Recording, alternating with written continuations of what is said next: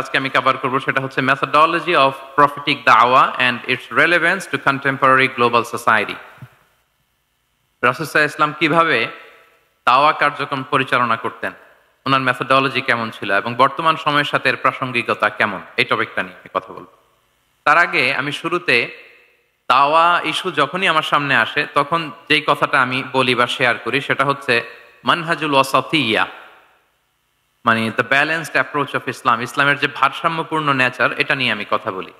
এবং আমার আলোচনার শুরুতে আমি সূরাতুল বাকারার 143 নম্বর আয়াত তেলাওয়াত করেছি, যেখানে আল্লাহ তাআলা বলছেন ওয়াকাযালিকা জাআলনাকুম উম্মাতান ওয়াসাতা লিতাকুনু শুহাদা আলান নাস, অনুরূপভাবে আমি তোমাদেরকে মধ্যমপন্থী জাতি বানিয়েছি বা মধ্যমপন্থী জাতি হিসেবে আবির্ভূত করেছি।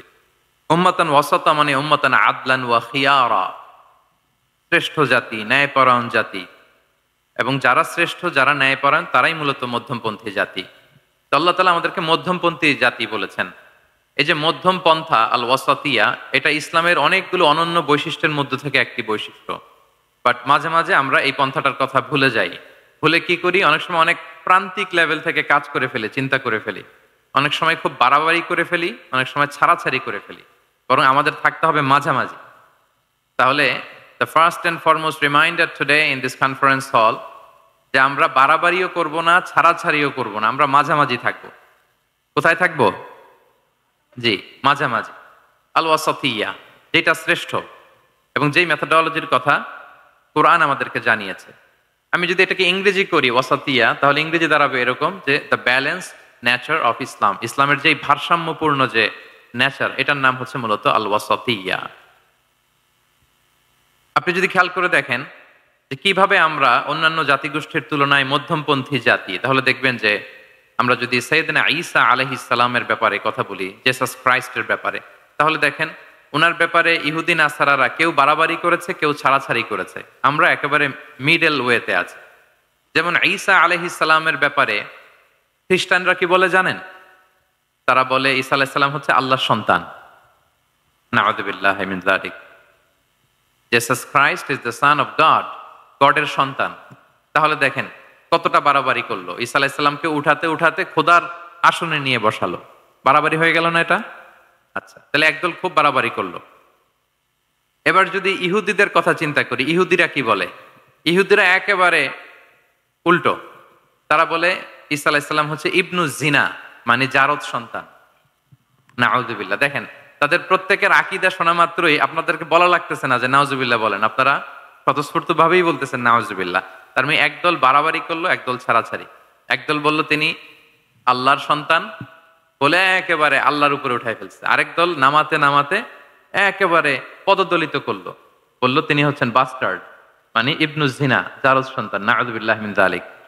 একদল নিয়ে গেল একেবারে উপরে, আরেক দল একেবারে নিচে। কিন্তু আমরা কি বলি দেখেন, আমরা বলি ঈসা আলাইহিস সালাম উনি হচ্ছেন আব্দুল্লাহি ওয়া রাসূলুহু, তিনি হচ্ছেন আল্লাহ তাআলার দাস বা বান্দা এবং আল্লাহর সম্মানিত রাসূল।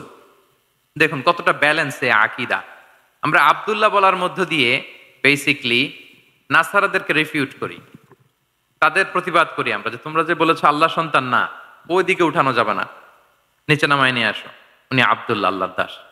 আর রাসূলুহু, সম্মানিত রাসূল বলে আমরা বেসিক্যালি ইহুদিদেরকে রিফিউট করি, তাদের প্রতিবাদ করি। আমরা বলি যে না, তোমরা যে বলেছো উনি জারদ সন্তান না, ওনার সম্মানকে পদদলিত করা যাবে না, উপরে উঠাইতে হবে, উঠায়া রাসূল ও সম্মানিত রাসূল। তাহলে নাসারাদের আকীদা থেকে আমরা নিচে নেমে আসলাম, ইহুদিদের আকীদা থেকে আমরা উপরের দিকে গেলাম। ফলে এটা কি হলো? ব্যালেন্স হলো, ভারসাম্যপূর্ণ হলো, মধ্যম পন্থা হলো। তো আশা করি মধ্যম পন্থার উদাহরণটা বুঝতে পেরেছেন। আরেকটা ছোট্ট উদাহরণ দেই। আমাদের বোনদের যখন পিরিয়ড চলে তখন নাসারারা কি করে দেখেন, খ্রিস্টানরা তারা সবকিছু করে, কোনো বাজ বিচার রাখে না তখন, এমনকি ফিজিক্যাল ইন্টিমেসিতেও যায়। যখন আমাদের বোনদের পিরিয়ড চলে তখন তারা ফিজিক্যাল ইন্টিমেসিতেও যায়, কোনো বাজ বিচার নাই। এটা হচ্ছে নাসারাদের অবস্থান। আর ইহুদিদের কি অবস্থান? এরা এই 5 দিন 7 দিন আমাদের বোনদের যখন পিরিয়ড চলে তখন তারা তাদের স্ত্রীদেরকে ধরবে না, ছোবে না, স্পর্শ করবে না, একসাথে বসবেও না। তাদের ঘরে আলাদা একটা স্পেশাল রুম রাখে, ওই রুমের ভিতরে, ওই ঘরের ভিতরে তাদের 5 দিন 7 দিন ওইখানে কাটাইতে হয়। তোমরা আবার সুস্থ হলে তারপরে আসবো। দেখেন একদল খুব বাড়াবাড়ি করলো, আরেক দল ছাড়াছাড়ি করলো। কিন্তু আমাদের ইসলামে আমরা ব্যালেন্স, যে বোনদের যখন পিরিয়ড চলে, হাজব্যান্ড ওয়াইফ তখন স্বাভাবিক মেলামেশা, কথাবার্তা, ঘরের টুকিটাকি কাজ সবই করতে পারবে, ইল্লাল জিমা, যেটা আমরা ফিজিক্যাল ইন্টিমেসি বলি, ওইটা ছাড়া আমরা সবই করতে পারবো। তাহলে দেখেন, এই দুইটা উদাহরণ আমি সামনে আনলাম এজন্য যে এই যে মানহাজুল ওয়াসাতিয়াতি ওয়াল ইতিদাল, মধ্যম পন্থার কথা আমরা যেটা বলি, যেটাকে দিয়ে আল্লাহ তাআলা আমাদেরকে সম্মানিত করেছেন, যে ওয়াকাযালিকা জাআলনাকুম উম্মাতান ওয়াসাতা, তোমাদেরকে আমি মধ্যমপন্থী জাতি বানিয়েছি, তোমাদের মধ্যে বাড়াবাড়িও থাকবে না, ছাড়াছাড়িও থাকবে না, বরং আমরা হব মধ্যমপন্থী। আমরা কি হব? কি হব? কিছুদিন আগে বোধহয় দেখলাম ওই যে ছাত্ররা যে দল করতেছে ওইটাও মধ্যমপন্থা নাম দিয়ে দিছে। আবার আজকের এই আলোচনা করে কোন বিপদে পড়ি, পরে বলবে যে তো বোধহয় ছাত্রদেরকে সাপোর্ট করতেছে ভেতরে ভেতরে। না, ওই ছাত্রদের মধ্যমপন্থার কথা বলতেছি না, ইসলাম যে মানহাজুল ওয়াসাতিয়ার কথা বলেছে সেটার কথা বললাম। তো প্রিয় ভাইয়েরা, প্রথম কথা হচ্ছে, আপনি যখন দাওয়া বলবেন তখন আমাকে মধ্যম পন্থা বলতেই হবে। আমরা যখন ইসলাম শিখবো, শিখাবো, ইসলাম বুঝবো, বুঝাবো, এই সব ক্ষেত্রে আমাদেরকে মধ্যম পন্থা অবলম্বন করতে হবে। আমাদের খেয়াল রাখতে হবে আমরা যেন এক্সট্রিম লাইনে না যাই, আবার খুব এক্সট্রা লিবারেল যেন না হয়ে যায়, আমরা যেন মধ্যমপন্থী একটা অবস্থানে থাকি। এবং দাওয়া দেওয়ার ক্ষেত্রে এটাই বলা হয়েছে, আল্লাহ তাআলা বলছেন উদউ ইলা সাবিলি রাব্বিকা বিল হিকমাতি ওয়াল মাউইদাতিল হাসানাতি ওয়াজাদিলহুম বিল্লাতি হিয়া আহসান। নবী, আপনি লোকদেরকে আল্লাহর পথে ডাকুন, বিল হিকমা, প্রজ্ঞার সাথে, সুন্দর সুন্দর উপদেশ সহকারে, এবং কখনো তর্ক বিতর্কে জড়ানো লাগলে সেটা উত্তম ভাবে আপনাকে জড়াতে হবে। তার মানে এই যে ইসলাম বোঝার ক্ষেত্রে, প্রচারের ক্ষেত্রে মধ্যম পন্থার নীতি, যেটা প্রজ্ঞা বা সুন্দর উপদেশমালা দিয়ে দাওয়াত দেওয়া, এটাও মূলত মধ্যম পন্থারই বহিঃপ্রকাশ। আমরা যখন কোনো দাওয়া কাজ করব, অলওয়েজ মাথায় রাখতে হবে যে আমি বাড়াবাড়ি যেন না করি, আমি আবার ছাড়াছাড়িও যেন না করি, আমি যেন মাঝামাঝি থাকি। তো এই যে দাওয়া আমরা দিচ্ছি, দাওয়াটা কি? বেসিকলি এটা হচ্ছে একটা কমিউনিকেশন, রাইট? এই যে আমি কথা বলতেছি, আপনারা শুনতেছেন, ইমাম সাহেব খুতবা দিচ্ছেন, আমরা সেটা শুনি, স্ট্রিট দাওয়া হয়, বিভিন্ন রকম দাওয়া এখন হচ্ছে, এগুলো basically communication. And this communication should be full of wisdom and beautiful advice. এটাই মূলত আল ওয়াসাতিয়া, মানহাজুল ওয়াসাতিয়া, মধ্যম পন্থা। আমি যে বিশ্ববিদ্যালয় থেকে ব্যাচেলর করেছি, ওই বিশ্ববিদ্যালয়ের একটা স্লোগান আছে, মানহাজুল ওয়াসাতিয়াতি ওয়াল ইতিদাল। ওনারা মধ্যম পন্থার কথা বলে। তো আমি যেহেতু এই বিশ্ববিদ্যালয় আল আজহারের গ্রাজুয়েট, আমি যেখানেই যাই একটু করে আমি এই আল ওয়াসাতিয়ার কথাটা বলি, প্রিয় ভাইরা। তো দাওয়া যেহেতু কমিউনিকেশন, আমরা ওরাল দাওয়া দিয়ে থাকি, কিন্তু বেসিকলি ওরাল দাওয়ার চেয়ে যেটা প্র্যাকটিক্যাল দাওয়া, থিওরিটিক্যাল দাওয়ার চেয়ে প্র্যাকটিক্যাল দাওয়াটা এটা বেশি ইফেক্টিভ, বেশি প্রোডাক্টিভ। আমরা যখন তাফসির মাহফিল করি, আমরা খুতবা দেই, আলোচনা করি, এটা থেকে তো মানুষ শিখে। কিন্তু আমি যদি আমার আচরণ দিয়ে কোনো একটা মেসেজ দিতে পারি, ওইটা মানুষের হৃদয়ে বেশি দাগ কাটে, বেশি মনে থাকে, খুব বেশি মনে থাকবে। এটার সুযোগ আপনাদের বেশি। যেমন আমি যদি একটা কোরআনের আয়াতের কথা বলি, এটার খুব একটা মূল্যায়ন নাই, কারণ উনি হুজুর মানুষ, উনি তো কোরআনই বলবে। কিন্তু একজন ডক্টর যখন কোরআনের আয়াত বলে, তখন বলে, দেখছো মাশাআল্লাহ, একজন ডক্টর, সে চিকিৎসা বিজ্ঞানে এত বড় এক্সপার্টিজের পর আবার কোরআনও জানে। ওই কথা কিন্তু আমিও বলছি, আমার দাম নাই। কিন্তু আপনাদেরকে কত সম্মানের চোখে দেখা হচ্ছে। আবার দেখেন, 5 ওয়াক্ত সালাত আদায় করা জামাতের সাথে, ফরজ সালাত গুলো, এটা তো মানে করতেই হবে, কম্পালসারি। এটা করে তো খুব বেশি ক্রেডিট নেওয়ার কিছু নাই, তো আমরা সবাই পড়ি। কিন্তু একজন ডাক্তার যখন নামাজ পড়ে, খেয়াল করে দেখবেন, একজন ডক্টর যখন চেম্বারে রুগীদেরকে রেখে বলে যে, ওখানে যদি লেখা থাকে যে সালাতের সময় বিরতি থাকবে, বা বলা হয় যে এই ডাক্তার কিন্তু রুগী বসিয়ে রেখে নামাজটা পড়ে এসে আবার রুগী দেখা শুরু করে, এটা সবাই খুব পজিটিভলি নেয়, যে দেখো এত ব্যস্ততার পরেও চাইলে এই সময় রুগী দেখতে পারতো, কিন্তু উনি নামাজ পড়ে। দেখেন, একই কোরআনের কথা আমিও বললাম, আপনিও বললেন, আপনার মর্যাদা কত বেশি। আমিও জামাতে নামাজ পড়ি, ইমামতি করাই, আর আপনি যে একটু তাড়াতাড়ি করে নামাজটা পড়ে চলে আসেন, এটাতে আপনার এপ্রিসিয়েশন কত বেশি। তো এভাবে আপনাদের কিন্তু দাওয়া কাজ করার সুযোগ অনেক বেশি, কারণ এটা অনেক মানে নোবেল একটা প্রফেশন, মহৎ পেশা। আপনারা জনগণকে সরাসরি সেবা দেওয়ার যে ব্যাপারটা, এটার সুযোগ আছে। যুদ্ধ বিধ্বস্ত আপনি আহতদেরকে সেবা দিতে পারেন, আগুনে পোড়া রোগীদেরকে সেবা দিতে পারেন, দুরারোগ্য ব্যাধি, তার আর যাওয়ার জায়গা নেই, আপনি সেবা দিতে পারতেছেন। যে কোনো রোগ বালাই, যে কোনো পরিস্থিতিতে যখন একজন মানুষ অসুস্থ হয়, তখন আপনি সেবা দিচ্ছেন, তখন তার মনটা কিন্তু খুব নরম থাকে, তার মধ্যে একটা অসহায়ত্ব কাজ করে। ওই একটা অসহায় মানুষ, তার মনটা খুব নরম, ওই রকম একটা সিচুয়েশনে তারা আপনাদের দ্বারস্থ হয়। ফলে আপনাদের কিন্তু দাওয়া কাজ করার সুযোগ অনেক বেশি, এবং সেক্ষেত্রে ওরাল দাওয়ার চেয়ে আপনার যে প্র্যাকটিক্যাল দাওয়া এটার ইফেক্ট অনেক বেশি। নিজের আচরণ দিয়ে যে মেসেজটা দেওয়া যায় এটা সবচেয়ে ইফেক্টিভ। আপনার লেনদেন, আপনার ডিলিংস কেমন, আপনি মানুষ হিসেবে কেমন, এটা সবচেয়ে পাওয়ারফুল দাওয়া। উমরে ফারুক রাদিয়াল্লাহু তাআলা আনহু উনি ওনার ছাত্রদেরকে প্রায় বলতেন, উমরে ফারুক রাদিয়াল্লাহু তাআলা উনি বলতেন যে কুনু দুআতান ইলাল্লাহি ওয়া আনতুম সামিতুন, যে তোমরা আল্লাহর রাস্তায় দাওয়াতি কাজে বের হয়ে যাও এমন অবস্থায় যে তোমরা চুপচাপ। তো ছাত্ররা বলতো দাওয়াতি কাজও করতে বলতেছেন আবার চুপচাপও থাকতে বলতেছেন, এটা আবার কিভাবে দাওয়াত দিব? তো উমর ফারুক রাদিয়াল্লাহু তাআলা আনহু বলতেন বি আখলাকিকুম, তোমাদের আখলাক দিয়ে দাওয়াত দাও। আখলাক দিয়ে দাওয়াত দেওয়া যায় না? বলেন তো, আখলাক দিয়ে দাওয়াত দেওয়া যায় কি যায় না? যায়। এই আখলাক দিয়ে যে দাওয়াত এটা অনেক পাওয়ারফুল। 10টা তাফসীর মাহফিল করে আমি এটা করতে পারবো না। আপনি আপনার আখলাক দিয়ে, আপনার ব্যক্তিত্ব দিয়ে, আপনার লেনদেন, হ্যাঁ, এগুলো দিয়ে আপনি যে দাওয়াটা দিতে পারবেন, অন্য অনেক কিছু দিয়ে সেটা হবে না। এজন্য ওমর ফারুক বলতেন কুনু দুআতান ইলাল্লাহি ওয়া আনতুম সামিতুন, আল্লাহ রাস্তায় দায়ী হয়ে বের হও কিন্তু চুপচাপ। কিভাবে? বলে বি আখলাকিকুম, তোমাদের আখলাক দিয়ে। এটা বেশি পাওয়ারফুল। এবং রাসূল সাল্লাল্লাহু আলাইহি ওয়াসাল্লামের ব্যাপারে যখন জিজ্ঞেস করা হতো আম্মাজান আয়েশা রাদিয়াল্লাহু তাআলা আনহাকে যে রাসূল সাল্লাল্লাহু আলাইহি ওয়াসাল্লামের আচরণ কেমন ছিল, তখন আম্মাজান আয়েশা বলতেন যে কানা খুলুকুহু আল কোরআন, কোরআনই ছিল রাসূল সাল্লাল্লাহু আলাইহি ওয়াসাল্লামের চরিত্র। পুরো কোরআনে 30 পারায় থিওরিটিক্যালি যা বলা আছে রাসূল সাল্লাল্লাহু আলাইহি ওয়াসাল্লামের জীবনীতে প্র্যাকটিক্যালি সেটা দেখানো আছে। Mobile should be in pocket. ভাইজান খুব দায়িত্বশীলতার সাথে একেবারে সামনে থেকে রেকর্ডিং করতেছেন, মাশাআল্লাহ। ওই যে শুরুতে বলছি যে সবাইকে দায়িত্বশীল হইতে হবে। আম্মাজান আয়েশা বলতেন কানা খুলুকুহু আল কোরআন, রাসূল সাল্লাল্লাহু আলাইহি ওয়াসাল্লামের চরিত্র ছিল কোরআন। ইনদামা রাসূলুল্লাহ সাল্লাল্লাহু আলাইহি ওয়াসাল্লাম ইয়ামশি আলাল আরদ কাআন্নাল কোরআনা ইয়ামশি আলাই, রাসূল সাল্লাল্লাহু আলাইহি ওয়াসাল্লাম যখন মদিনার রাস্তা দিয়ে হেঁটে যেতেন, as if a living Quran is walking on the street, মনে হতো একটা জীবন্ত কোরআন রাস্তা দিয়ে হেঁটে হেঁটে যাচ্ছে। তো তাহলে we should try to be a living দাঈ, জীবন্ত দাঈ, প্র্যাকটিক্যাল দাঈ।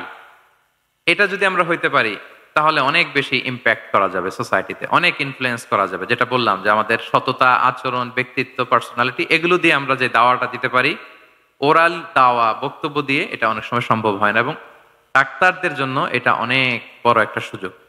তাহলে ইন্ট্রোডাক্টরি ডিসকাশনে আমি দুটা বিষয়ে কথা বললাম। এক হচ্ছে আমাদেরকে মধ্যমপন্থী হইতে হবে, মানহাজুল ওয়াসাতিয়া ওয়াল ইআতিদাল, 1 নম্বর। 2 নম্বর হচ্ছে লিভিং দাঈ হওয়ার চেষ্টা করতে হবে, এটা বেশি productive and effective.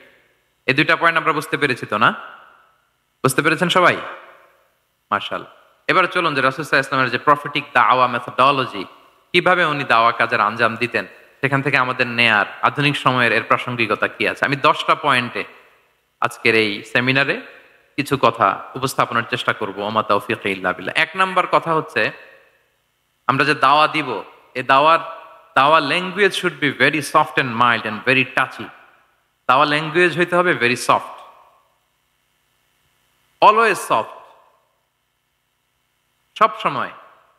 If you talk about দাওয়া, this language should be very soft and mild and touchy. দাওয়ার কথা বললে হয়তো আপনি পলিটিক্স করেন, ওইটা আলাদা কথা। আপনি জেহাদের ময়দানে, ওইটা আলাদা কথা। আমি জেহাদ পলিটিক্স নিয়ে কথা বলতেছি না, আই এম টকিং অ্যাবাউট দাওয়া। যদি আপনি দাওয়া সেমিনারের কথা বলেন, যদি মেডিকেল দাওয়া সোসাইটি নাম দেন, দাওয়া বললে আমাকে বলতে হবে দাওয়ার language should be very soft and mild. আমরা এটা অনেক সময় ভুল করে ফেলি, এটা করা যাবে না। কারণ আপনি হৃদয় থেকে যদি কোনো কথা বলেন, এটা শ্রোতার হৃদয়ে যে টাচ করে। আল্লাহর হাবিব সাল্লাল্লাহু আলাইহি ওয়াসাল্লামের কথাগুলো নিয়ে এত আলোচনা, বিশ্লেষণ, কথাগুলো এত অ্যাপিলিং কেন, এত আবেদনময় কেন? এর কারণ হচ্ছে রাসূল সাল্লাল্লাহু আলাইহি ওয়াসাল্লাম যা বলেছেন তিনি হৃদয় থেকে বলেছেন। হৃদয় থেকে কথা বেরোলে এটা শ্রোতার হৃদয়ে যে টাচ করে। একটা ছোট্ট আয়াত আমি তেলাওয়াত করি, সূরা তাহার। আল্লাহ তাআলা বলছেন ফাকুলা লাহু কাওলান লাইয়িনা লাআল্লাহু ইয়াতাযাক্কারু আও ইয়াখশা। আল্লাহ তাআলা মূসা আলাইহিস সালাম এবং হারুন আলাইহিস সালাম ওনাদের দুইজনকে বলছেন যে তোমরা দুই ভাই মিলে যাও ফেরাউনের কাছে, যে দাওয়াত দাও এবং কোমল ভাষায় দাওয়াত দাও। কি ভাষায়? সবাই বলুন। কোমল ভাষায় দাওয়াত দাও। কাওলান লাইয়িনা, use very soft and mild language, very touchy language. Soft এবং কোমল ভাষায় দাওয়াত দাও কাকে? পৃথিবীর সবচেয়ে বড় সন্ত্রাস, তাই না? হ্যাঁ, দুর্ধর্ষ সন্ত্রাস, খোদাদ্রোহী, তারপর সীমালঙ্ঘনকারী। আপনি যত নেগেটিভ যা বলবেন সব যাবে ওর সাথে। ফিরআউন। লাআল্লাহু ইয়াতাযাক্কারু আও ইয়াখশা, হয়তো সে উপদেশ গ্রহণ করবে অথবা তার হৃদয়ে ভয়ের উদ্রেক হতে পারে। হয়তো তোমরা soft and mild language use করবা, মুসা এবং হারুন, কোমল ভাষায় যে তোমরা দাওয়াত দিবা। আচ্ছা, কার ব্যাপারে আল্লাহ বললেন, কাকে দাওয়াত দিতে বললেন? সবাই বলেন তো নামটা। ফেরাউন। আচ্ছা, ফেরাউনের ক্ষেত্রে আল্লাহ তাআলা বললেন যে soft and mild language use করো, নরম ভাষা। আমাকে উত্তর দেন, আমাদের কারেন্ট সময় আমরা যাদেরকে জালিম বলি, যাদেরকে খারাপ বলি, ফাসিক বলি, পাপাচারী, ধরেন যে আমার মতে বা আপনাদের মতে যে সবচেয়ে খারাপ পাপাচারী মনে করার সুযোগ আমাদের নাই। কে জান্নাতি কে জাহান্নামী এটা ডিসাইড করবে কে? আল্লাহ তাআলা। কিন্তু আমাদের চোখে যে পাপী, যে ভুল করেছে, যে জালিম, ওই জালিমগুলো, খারাপ লোকগুলো কি ফেরাউনের চেয়ে বেশি খারাপ ছিল? ছিল? ওই ফেরাউনের ক্ষেত্রে আল্লাহ বলেছেন ফাকুল আলাহু কাওলান লাইয়িনা, সফট ল্যাঙ্গুয়েজ ইউজ করো মুসা এবং হারুন, কোমল ভাষা ব্যবহার করো। হয়তো তার ভুল ভেঙে যাবে, হয়তো সে উপদেশ গ্রহণ করবে। তো তাহলে দেখেন কত বড় ভুল আমরা করি। আমরা মাঝে মাঝে এমন অ্যাটাকিং মুডে কথা বলি, এমন আগ্রাসী হয়ে কথা বলি, ওর মানার এক সুযোগ থাকলেও ও মানবে না। কি বলেন? যাও মানার একটু ইচ্ছা ছিল, আমার এই অ্যাটিটিউডের কারণে সে আর এটা শুনবে না। এটাই মানুষের স্বভাব। আপনি আগ্রাসী হয়ে অ্যাটাকিং হয়ে কথা বলে মানুষ এটা শোনে না। তাহলে দাওয়ার প্রফিটিক 1 নম্বর মেথোডোলজি হচ্ছে দাওয়ার ল্যাঙ্গুয়েজ হইতে হবে very soft and very mild. আল্লাহ তাআলা সূরাতু আলে ইমরানে বলছেন ফাবিমা রাহমাতিম মিনাল্লাহি লিনতা লাহুম ওয়ালাউ কুনতা ফাদদান গালিযাল কলবি লানফাদ্দু মিন হাওলিক। নবী হে, আল্লাহর অনুগ্রহে, আল্লাহর রহমতে আপনি কোমল ভাষী হয়েছেন। আপনি কোমল ভাষী না হয়ে যদি রূঢ় ভাষী হতেন তাহলে মানুষজন আপনার কাছ থেকে ভেগে ভেগে পালাতো। কিন্তু আমরা দেখতাম যে সাহাবারা রাসূল সাল্লাল্লাহু আলাইহি ওয়াসাল্লামের কাছে শুধু জড়ো হইতে চেত, দেখা করতে চেত, রাসূলকে ঘিরে রাখতো, এত পছন্দ করতো রাসূল সাল্লাল্লাহু আলাইহি ওয়াসাল্লামের কোমল আচরণের কারণে। ইভেন ফ্যামিলিতে কোনো সমস্যা হলে অনেক সাহাবারা বলতেন ফ্যামিলির সাথে সমস্যা হলেও তারা রাসূলের কাছে চলে আসতো। এমনকি কারো পেটে ক্ষুধা লাগলেও তারা রাসূলের দরবারে চলে আসতো। তারা বলতো রাসূল সাল্লাল্লাহু আলাইহি ওয়াসাল্লামের চেহারার দিকে তাকালেই আমাদের ক্ষুধা মিটে যেত। কি কোমল ভাষী ছিলেন, কত সুন্দর সফট ল্যাঙ্গুয়েজ রাসূল সাল্লাল্লাহু আলাইহি ওয়াসাল্লাম ইউজ করেছেন। হ্যাঁ, রাসূল সাল্লাল্লাহু আলাইহি ওয়াসাল্লাম কখনো যে কঠোর ভাষায় কথা বলতেন না তা না, মাঝে মাঝে বলতেন, কিন্তু বেশিরভাগ ওনার দাওয়া ছিল সফট এন্ড মাইল্ড। মাঝে মাঝে প্রেক্ষাপটের আলোকে রাসূল সাল্লাল্লাহু আলাইহি ওয়াসাল্লাম অনেক সময় তেজস্বী জ্বালাময়ী ভাষণ দিতেন। মনে হতো কান্নাহু তিনি কি করছেন, ব্যাটালিয়নকে কমান্ড করছেন। এটা মাঝে মাঝে চেহারা লাল হয়ে যেত, গড়গড় করতেন যুদ্ধের আগে। কিন্তু রেগুলার বেসিসে রাসূল সাল্লাল্লাহু আলাইহি ওয়াসাল্লাম খুব কোমল ভাষায় কথা বলতেন। তাহলে 1 নম্বরে যেটা জানলাম, যদি আপনি দাওয়া মেন্টালিটি, দাওয়া মোডে থাকতে চান, আপনার ভাষা হতে হবে শক্ত না নরম? সফট হইতে হবে, কোমল। কারোর প্রতি আগ্রাসী হয়ে যেন আমরা কথা না বলি, অ্যাটাকিং মুডে যেন না বলি, বললেও শুনবে না। এটাই মানুষের নেচার, সফট ল্যাঙ্গুয়েজে বলতে হয়। ফেরাউনকে যদি বলা হয় ওর সাথে ভালোভাবে বলো, তো আমাদের আশেপাশে যারা আছে এরা তো আরো এদেরকে সম্মান দিয়ে নরম করে বলা উচিত। কি বলেন? জি, 1 নম্বর গেল। 2 নম্বর হচ্ছে দাওয়াকে ফলপ্রসূ করতে হলে রাসূল সাল্লাল্লাহু আলাইহি ওয়াসাল্লাম যেটা করতেন, শ্রোতাদের অনেক সময় মনোযোগ আকর্ষণের জন্য উনি অনেক ধরনের টুলস, অনেক ধরনের জিনিস তিনি ব্যবহার করতেন। যেমন একটা পদ্ধতি রাসূল সাল্লাল্লাহু আলাইহি ওয়াসাল্লামের ছিল, রাসূল সাল্লাল্লাহু আলাইহি ওয়াসাল্লাম মানুষের আকর্ষণ বৃদ্ধির জন্য মাঝে মাঝে প্রশ্ন ছুড়ে দিতেন অডিয়েন্সকে। Drawing attention of the listener by throwing questions. Question throw করার মাধ্যমে অ্যাটেনশন গ্রো করতেন। হাদিসে এরকম অনেক উদাহরণ পাওয়া যায়। একটা ছোট্ট হাদিস শেয়ার করি, সহিহ মুসলিমে এসেছে। রাসূল সাল্লাল্লাহু আলাইহি ওয়াসাল্লাম একবার সাহাবাদেরকে বললেন, ইন্না মিনা শাজারি শাজারাতান লা ইয়াসকুতু ওয়ারাকুহা মাসালুহা মাসালুল মুসলিম। রাসূল সাল্লাল্লাহু আলাইহি ওয়াসাল্লাম জিজ্ঞেস করলেন, তোমরা কি কেউ বলতে পারবা বৃক্ষরাজির মধ্যে একটা বৃক্ষ আছে, গাছের মধ্যে একটা গাছ আছে যেই গাছের কখনো পাতা ঝরে না, ওই গাছের পাতা কখনো ঝরে না। এর দৃষ্টান্ত হচ্ছে মুসলিমের দৃষ্টান্তের মতো। বলতো ফাহাদ্দিসুনি মা হিয়া, বলতো ওই গাছটা কি? কে বলতে পারো? আপনারা তো সব একেবারে পেরে গেছেন। তো সাহাবারা ওই দিন কেউ বলতে পারেন নাই। কারণ কি জানেন? একে তো আমরা জানি হাদিস স্টাডি করার কারণে।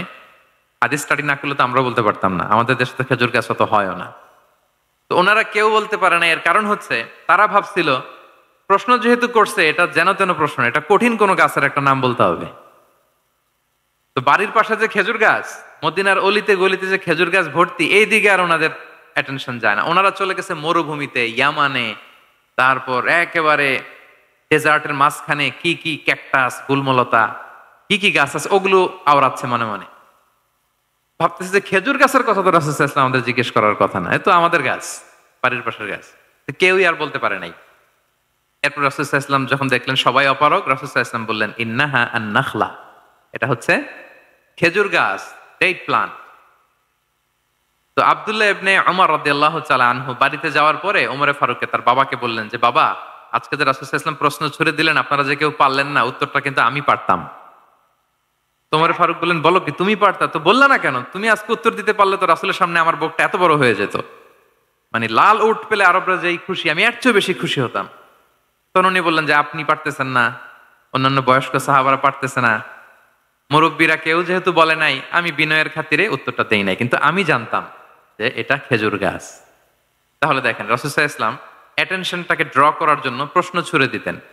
তো এই প্রশ্ন ছুড়ে দিয়ে কিন্তু আমরা মানুষের দৃষ্টি আকর্ষণ করতে হবে। আপনারা তো মানে প্রশ্ন ছড়াই তো আপনাদের কাজ, যে কি অবস্থা, শরীরটা কেমন, পেট ঠিক আছে কিনা, ঘুম হয় কিনা, কমন প্রশ্ন না আপনাদের?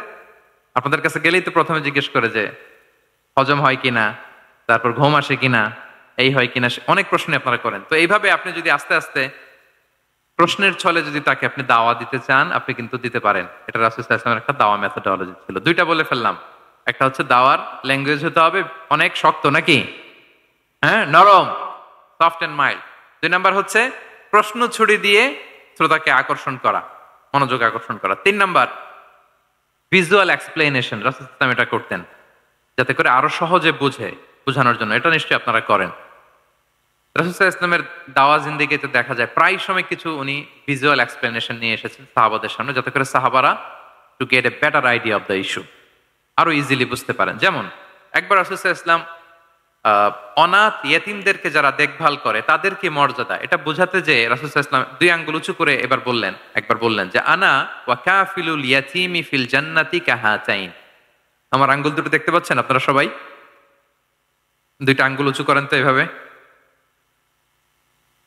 মানুষ তো মনে করবে ভিক্টরি সাইন দেখাই দিছে আমরা। এই যে, তো রাসূল সাল্লাল্লাহু আলাইহি ওয়াসাল্লাম বললেন, আনা ওয়া কাফিলুল ইয়াতীমি কাহাতাইন, হাত নামান। অর্থাৎ আমি এবং এতিমের রক্ষণাবেক্ষণকারী কিয়ামতের দিন এভাবে কাছাকাছি প্রতিবেশী হয়ে থাকবো। এই 2টা আঙ্গুলের মাঝখানে যেমনি খুব একটা স্পেস নাই, গ্যাপ নাই, মানে একেবারে কাছাকাছি, নেইবরিং ফিঙ্গার, রাইট? আমি এবং এতিমের রক্ষণাবেক্ষণকারী এইভাবে নেইবর হয়ে থাকবো। এই যে ভিজুয়াল এক্সপ্লেনেশন দেখছেন? এই যে দাওয়ার মধ্যে মাঝে মাঝে এরকম ভিজুয়াল এক্সপ্লেনেশন করতে হবে যাতে করে শ্রোতারা বুঝে। রাসূল সাল্লাল্লাহু আলাইহি ওয়াসাল্লাম এটা করেছেন। আচ্ছা,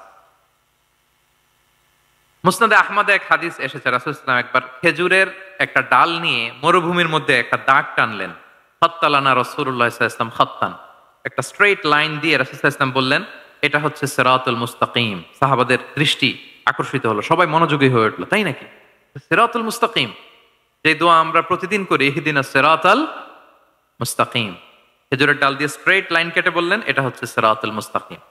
এবার ওই খেজুরের ডাল দিয়ে ডানে বায়ে অনেকগুলো ছোট ছোট দাগ কাটলেন আর বললেন, হ্যাঁ দিহি সুবুলুশ শায়তান, এগুলো হচ্ছে শয়তানের রাস্তা, এটা হচ্ছে মুস্তাকিম, সোজা রাস্তা যেটা জান্নাতে যায়। আর ডানে বায়ে অনেকগুলো দাগ কাটলেন, ডেকে বললেন, এই প্রতিটি রাস্তায় একটা করে শয়তান বসে থাকে, আর সে তোমাদেরকে টেম্পটেশন দিতে থাকে, প্রভোকেশন করতে থাকে, ধোকা দিতে থাকে, ওয়াসওয়াসা দিতে থাকে। ডানে বায়ে না তাকিয়ে এই সিরাতুল মুস্তাকিমের পথেই অবিচল থাকতে হবে, ইনশাআল্লাহ বলেন। তাহলে দেখেন, মরুভূমির মাঝখানে, তখন তো আর ওই যে এলইডি প্রজেক্টর থাকলে হয়তো রাসূল সাল্লাল্লাহু আলাইহি ওয়াসাল্লাম ওইটাই ব্যবহার করতেন। আমরা এটা এখন করতে পারি বোঝানোর জন্য। রাসূল সাল্লাল্লাহু আলাইহি ওয়াসাল্লাম খেজুরের ডাল দিয়ে মরুভূমির মধ্যে দাগ কেটে সাহাবীদেরকে এই ভিজুয়াল এক্সপ্লেনেশন দিলেন, এবং সাহাবারা খুব সহজে বুঝতে পারলেন যে কোনটা সিরাতুল মুস্তাকিম, কোনটা সিরাতুশ শায়তান। এভাবে রাসূল সাল্লাল্লাহু আলাইহি ওয়াসাল্লাম ভিজুয়াল এক্সপ্লেনেশন ইউজ করতেন। আমরা বিশ্বাসীরা যে ভাই ভাই, মুমিনরা যে ভাই ভাই, আমাদের সম্পর্ক যে কত সুদৃঢ় মজবুত, এটা বোঝাতে যে একবার রাসূল সাল্লাল্লাহু আলাইহি ওয়াসাল্লাম বললেন, আল মুমিনু লিল মুমিনি কাল বুনিয়ান। বিশ্বাসীরা তাদের সম্পর্ক হচ্ছে কাল বুনিয়ান, একটা সুদৃঢ় প্রাচীরের মতো, সীসা ঢালা প্রাচীরের মতো। ইয়াশুদ্দু বা'দুহু বা'দা, যেটার এক পাশ আরেক পাশকে মজবুত করে।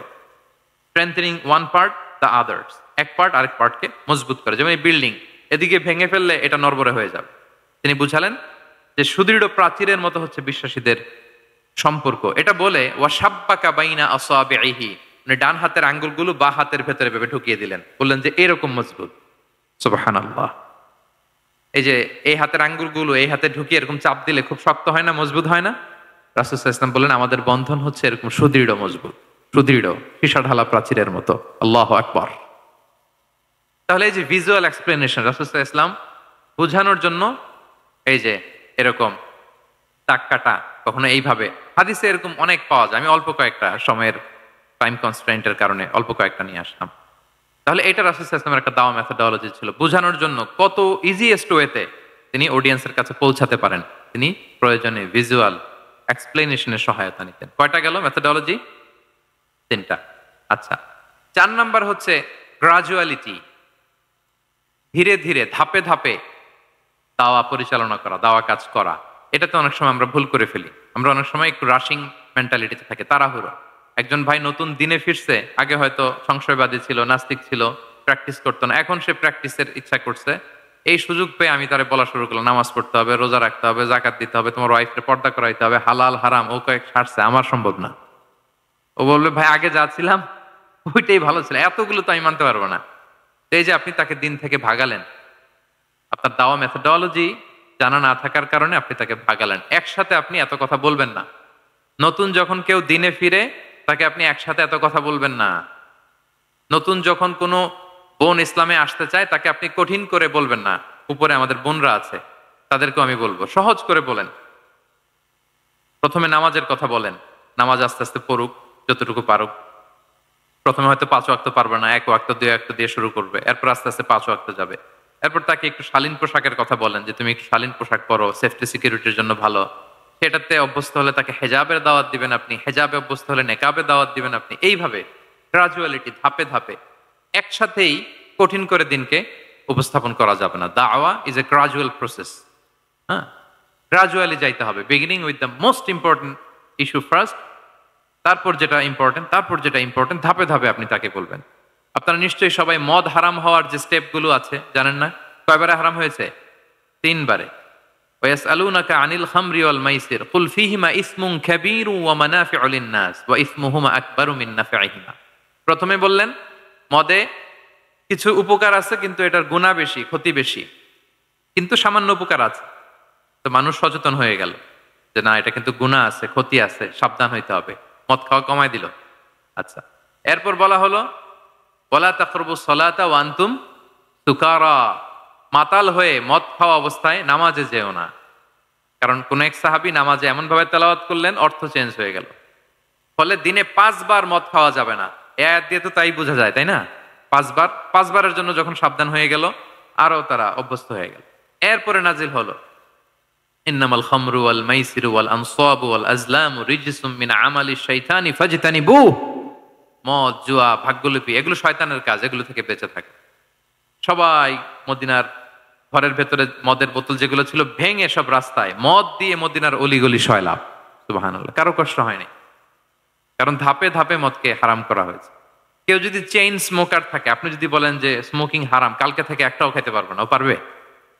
ও তো মারা যাবে। ও সব বাদ দিতে পারবে, স্মোকিং বাদ দিতে পারবে না। তো কি করবেন? তাকে আপনি অল্প অল্প করে, যে একটু একটু করে ছাড়ো। এই যে রমজান আসতেছে, সারাদিন তো করতেই পারবা না, রাতে 2-3টা করে খাইও, বেশি খাইও না। না মানে ছাড়ানোর জন্য বলতেছে আর কি। যে 10টা খায়, তারা যদি আপনি 2টা খাইতে বলেন, এটা তো আপনি দাওয়াই দিলেন নাকি, কমাইতে বললেন তো। সিগারেটের প্রতি তো আর উৎসাহিত করতেছি না আমরা। চেইন স্মোকার ও 10টা ছাড়া হয় না প্রতিদিন। তো এই রমজানে আপনি তারা বললেন যে সারাদিন তো তুমি না খেয়ে থাকবা, রাতে 1টা 2টা বা 3টা গেল। প্রথম দশকে 3টা, এরপরের দশকে 2টা, তারপরের দশকে 1টা। যে 1টা খায়, তারপরের দিন তো সে চাইলে ছেড়েও দিতে পারে, কি বলেন? এইভাবে গ্রাজুয়ালি তাকে ছাড়ানোর জন্য অভ্যস্ত করতে হবে। তাহলে এই গ্রাজুয়ালিটিটা দরকার। আমি হাদিস থেকে, সিরাত থেকে একটা উদাহরণ দেই, শুনুন। রাসূল সাল্লাল্লাহু আলাইহি ওয়াসাল্লাম মুআয ইবনে জাবাল রাদিয়াল্লাহু তাআলা আনহুকে ইয়ামানের গভর্নর করে পাঠালেন। তো তখন তাকে বললেন যে মুআয, ইন্নাকা তাআতি কওমান মিন আহলিল কিতাব, তোমাকে এমন একটা এলাকার গভর্নর করে পাঠাচ্ছি, তারা কিন্তু আহলি কিতাব, মানে people of the books, Jews and Christian community, তারা ইহুদি খ্রিস্টান।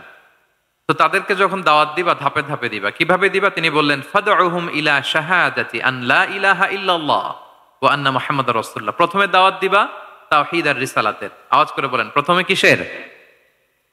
তাওহীদ এবং রিসালাতের। আচ্ছা, ফা ইনহুম আতাউ লিযালিক, তারা যখন এটা মেনে নেয়। আরবিটা খেয়াল করেছেন অর্থটা?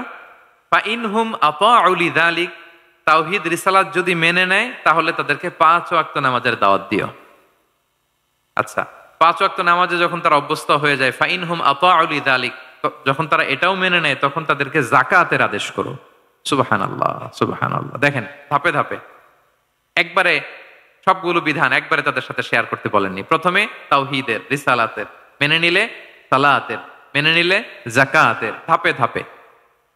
তাহলে একবারে কেউ নতুন যখন দিনে ফিরেছে একবারে সবকিছু তার ঘাড়ে চাপিয়ে দিবেন আপনি? কি করবেন? গ্রাজুয়ালি, ধাপে ধাপে আমরা এই দাওয়াটা তাদেরকে দেওয়ার চেষ্টা করব। এটা খুব ইফেক্টিভ হবে, ফলপ্রসূ হবে। কয়টা বললাম আমরা?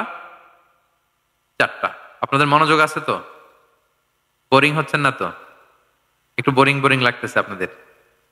হওয়ার কথা, যেহেতু সেই সকাল থেকে আমি শুনলাম 11টা থেকে প্রোগ্রাম, তো যারা দূর থেকে আসছেন নিশ্চয়ই ফজরের পরে রওনা দিয়ে। ঢাকার বাইরে থেকে আসছেন কারা কারা দেখি তো একটু। ইয়া সালাম, আপনারা নিশ্চয়ই ফজর পরে রওনা হয়েছেন গতকাল। মাশাআল্লাহ, মাশাআল্লাহ, আল্লাহ তাআলা কবুল করুক। আসুন আমরা তাকবীর পড়ি, তাহলে আরেকটু এনার্জেটিক হব আমরা। লিল্লাহি তাকবীর, লিল্লাহি তাকবীর, লিল্লাহি তাকবীর। এনার্জেটিক লাগতেছে না এখন? মাশাআল্লাহ। না ঠিক আছে, ঠিক আছে, এই তো ঠিক আছে। আচ্ছা, 4টা কভার করে ফেলেছি। 5 নাম্বার হচ্ছে দাওয়ার মধ্যে ইমোশনাল ইন্টেলিজেন্স ইউজ করতে হবে, তাহলে এটা মোর ইফেক্টিভ হবে। মানে আপনি মানুষের আবেগ অনুভূতি নাড়িয়ে দিয়ে যদি দাওয়া দিতে পারেন, এটা তার শুদ্ধাচারের জন্য অনেক কাজে দেবে। ইমোশনাল ইন্টেলিজেন্স মানে তার আবেগ, ইমোশনকে আপনি ট্রিগার আপ করবেন, ওইটাতে আপনি কাজ করবেন, তাহলে দেখবেন যে সে একেবারে কাবু হয়ে গেছে। এটা রাসূল সাল্লাল্লাহু আলাইহি ওয়াসাল্লামের সিরাতে আমরা অনেক সময় দেখেছি যে ইমোশনাল ইন্টেলিজেন্সকে কাজে লাগিয়ে রাসূল সাল্লাল্লাহু আলাইহি ওয়াসাল্লাম তার আবেগ অনুভূতিতে এমন ভাবে নাড়া দিয়েছেন, তাকে আল্লাহ তাআলা হেদায়েতের রাস্তায় নিয়ে এসেছে। সুবহানাল্লাহ। একটা ছোট্ট উদাহরণ দেই, মুসনাদে আহমদ ইবনে হাম্বলের হাদিস, কিভাবে ইমোশনাল ইন্টেলিজেন্স রাসূল সাল্লাল্লাহু আলাইহি ওয়াসাল্লাম ইউজ করতেন, আবেগ অনুভূতিকে কিভাবে নাড়া দিতেন রাসূল সাল্লাল্লাহু আলাইহি ওয়াসাল্লাম। এক যুবক এসে সাহাবাদের সামনে রাসূল সাল্লাল্লাহু আলাইহি ওয়াসাল্লামকে বললেন, ইয়া রাসূলুল্লাহ ইযান লি বিজিনা, হে আল্লাহর রাসূল আপনি আমাকে জিনার অনুমতি দেন। নাউযুবিল্লাহ। কিসের? জিনার, মানে ব্যভিচারের অনুমতি দেন। ব্যভিচার বা জিনার অনুমতি দেন। আশেপাশের সাহাবারা তো রেগে মেগে আগুন। ফাআকবাল আল কওমু আলাইহি ফাজারু, সবাই তাকে দৌড়ে ধরতে গেল আর ধমকাতে লাগলো, ছি ছি ছি, মা মা। আমরা যেটা বাংলায় বলি ছি ছি, আরবিতে ওনারা কি বলে? মা মা, ছি ছি, কি বলো তুমি? লজ্জা শরমের মাথা খেয়ে তুমি রাসূলুল্লাহর দরবারে এসে বলতেছো, হে আল্লাহর রাসূল আপনি জিনার অনুমতি দেন। যে রাসূল আল্লাহর পক্ষ থেকে বাণী শোনায়, ওয়ালা তাকরাবুজ জিনা, তোমরা ব্যভিচারের নিকটবর্তীও হয়ো না, আর তুমি সেই নবীর কাছে এসে আবদার করতেছো জিনার অনুমতি দেন। তারা যখন তেরে আসলো এই যুবকের দিকে, রাসূল সাল্লাল্লাহু আলাইহি ওয়াসাল্লাম তাদেরকে থামালেন, বললেন যে তোমরা থামো, যুবককে ডেকে আনো আমার কাছে। যুবককে নিয়ে আসা হলো। রাসূল সাল্লাল্লাহু আলাইহি ওয়াসাল্লাম তাকে পরম আদরে কাছে টেনে নিলেন। এবার তাকে জিজ্ঞেস করলেন, তুমি জিনার অনুমতি চাও না? বলে যে ইয়া রাসূলুল্লাহ জি, জিনার অনুমতি চাই। তখন রাসূল সাল্লাল্লাহু আলাইহি ওয়াসাল্লাম বললেন, তুমি আমাকে উত্তর দাও তো, তুমি বলো তো যে আতুহিব্বুহু লি উম্মিক, তুমি কি পছন্দ করবে যে কোনো পরপুরুষ তোমার মায়ের সাথে এই জিনাটা করুক? তোমার এটা ভাল লাগবে? সে বলে লা ইয়া রাসূলুল্লাহ, না কখনো না, আমার মায়ের সাথে কেউ এই পাপাচারে লিপ্ত হবে এটা কোনো মানুষ মেনে নিবে না। আমি কেন, কেউ মেনে নিবে না। তারপর রাসূল সাল্লাল্লাহু আলাইহি ওয়াসাল্লাম তাকে বললেন আতুহিব্বুহু লিবনাতিক, তুমি তোমার কলিজার টুকরা সন্তান, কন্যা সন্তানের সাথে, তোমার কন্যার সাথে কেউ এই পাপ কাজটা করুক, এটা তুমি মেনে নিবে? এটা তুমি পছন্দ করো? সে বলল লা ইয়া রাসূলুল্লাহ, হে আল্লাহর রাসূল কখনো কালেও না, কখনো মানবো না, আমার মেয়ের সাথে কেউ এই কাজ করবে আমি কখনো মানবো না। রাসূল সাল্লাল্লাহু আলাইহি ওয়াসাল্লাম আবার তাকে প্রশ্নবাণে জর্জরিত করতে লাগলেন। আবার বললেন আতুহিব্বুহু লি উখতিক, তুমি কি তোমার প্রিয় বোনের সাথে কেউ এটা করুক, এই পাপাচারে লিপ্ত হোক, জিনা করুক, পছন্দ করবে? তোমার বোনকে কেউ এরকম করবে, অপমান করবে, এটা চাইবে তুমি? বলে কখনো না, লা ইয়া রাসূলুল্লাহ, কখনো না, কেউই তো পছন্দ করবে না এটা। তখন রাসূল সাল্লাল্লাহু আলাইহি ওয়াসাল্লাম বললেন, তুমি যার সাথে জিনার অনুমতি চাইছো সে তো কারো না কারো মা, কারো না কারো মেয়ে, কারো না কারো বোন, তুমি এভাবে কেন ভাবতে পারো না? সুবহানাল্লাহি বিহামদি। এই কথা বলার পরে তো সে একেবারে ইমোশনালি এমন ড্যামেজ হয়েছে, লজ্জায় কাচুমাচু হয়ে মাথা নিচু করে দাঁড়ায়। তখন রাসূল ইসলাম তার পিঠে একটা আলতো চাপড় মারলেন, পরম মমতায় আলতো চাপড় দিয়ে তার জন্য দোয়া করলেন, আল্লাহুম্মা গফির যামবাহ ওয়া তাহহির কলবাহ ওয়া হাসসিন ফারজাহ, আল্লাহ তুমি এই যুবকের পাপ মোচন করো, আল্লাহ তুমি তার অন্তরটাকে পরিশুদ্ধ করো, আল্লাহ তুমি তার চরিত্রটাকে নিষ্কলুষ করো।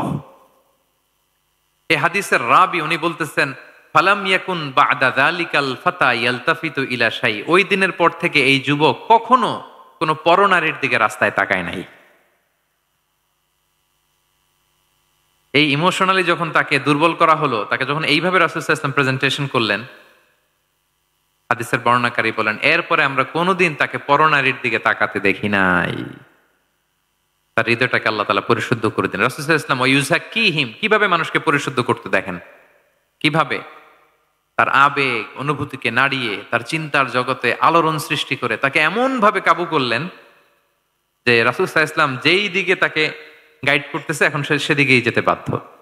তো এইটা আমাদেরকে করতে হবে, ইমোশনাল ইন্টেলিজেন্স কাজে লাগিয়ে মানুষের আবেগ অনুভূতিতে নাড়া দিয়ে যদি আপনি তাকে কোনো কথা, কোনো বার্তা, কোনো নাসিহাত করেন, তখন সেটা সে শোনে। এমন শুনে এমন ভাবে সে হেদায়েতের পথে আসে যেটা আমরা কল্পনাও করতে পারি না। তাহলে এটা যেন আমরা করি, এটা খুবই প্রোডাক্টিভ, এটা খুবই ইফেক্টিভ, এটা খুবই ফ্রুটফুল, কাজে দেয় মানুষকে ইমোশনালি তাকে দাওয়া দেওয়া। এই পয়েন্টটা বুঝতে পেরেছেন তো সবাই, না?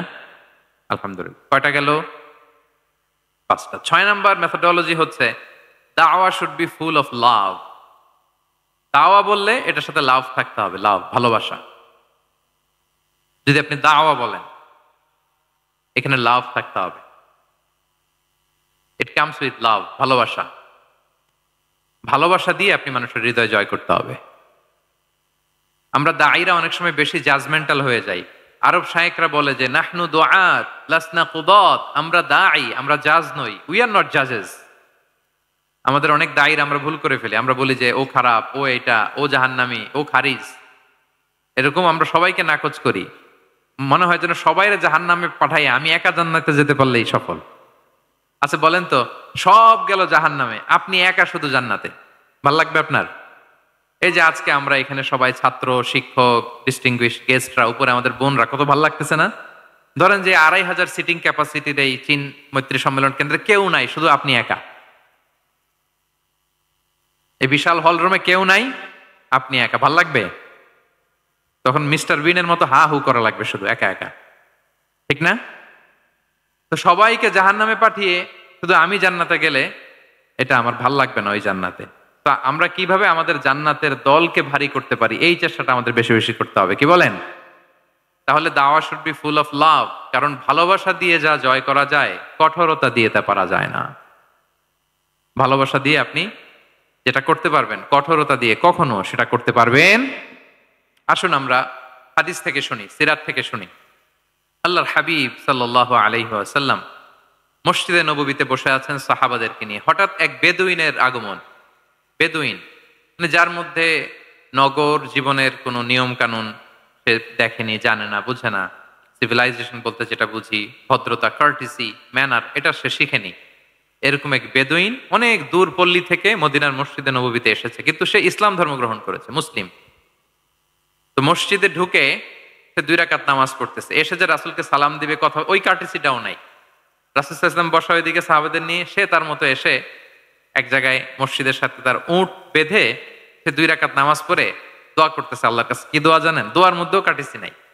দোয়াতে বলে, ইয়া আল্লাহ, আল্লাহুম্মা আরহামনি ওয়ারহাম মুহাম্মাদা ওয়ালা তারহাম মা'ানা আহাদা। মানে আল্লাহ, তুমি শুধু আমারে রহম করো আর মুহাম্মদ সাল্লাল্লাহু আলাইহি ওয়াসাল্লামরে রহম করো, আমাদের সাথে আর কাউরে রহম করো না তুমি। বেদুইন, তার মধ্যে আদাবু দোয়া, দোয়ার যে একটা এটিকেটস আছে, এটা তো তার জানা নাই। দোয়ায় অন্যদের জন্য দোয়া করলে যে নিজের লাভ, এটা সে জানতো না। আমি যদি বলি যে আল্লাহ এই ভাইদেরকে তুমি কবুল করো, তখন ফেরেশতারা বলে আল্লাহ যিনি দোয়া করতেছে আগে তাকে তুমি কবুল করো।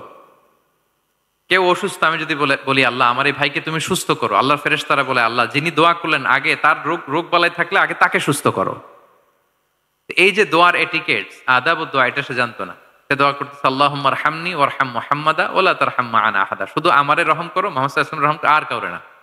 তো রাসূল সাল্লাল্লাহু আলাইহি ওয়াসাল্লাম দূর থেকে দেখতেছেন এই দোয়া, আর বলতেছেন যে হায় রে, একটা প্রশস্ত জিনিসকে সে সংকীর্ণ বানায় ফেললো।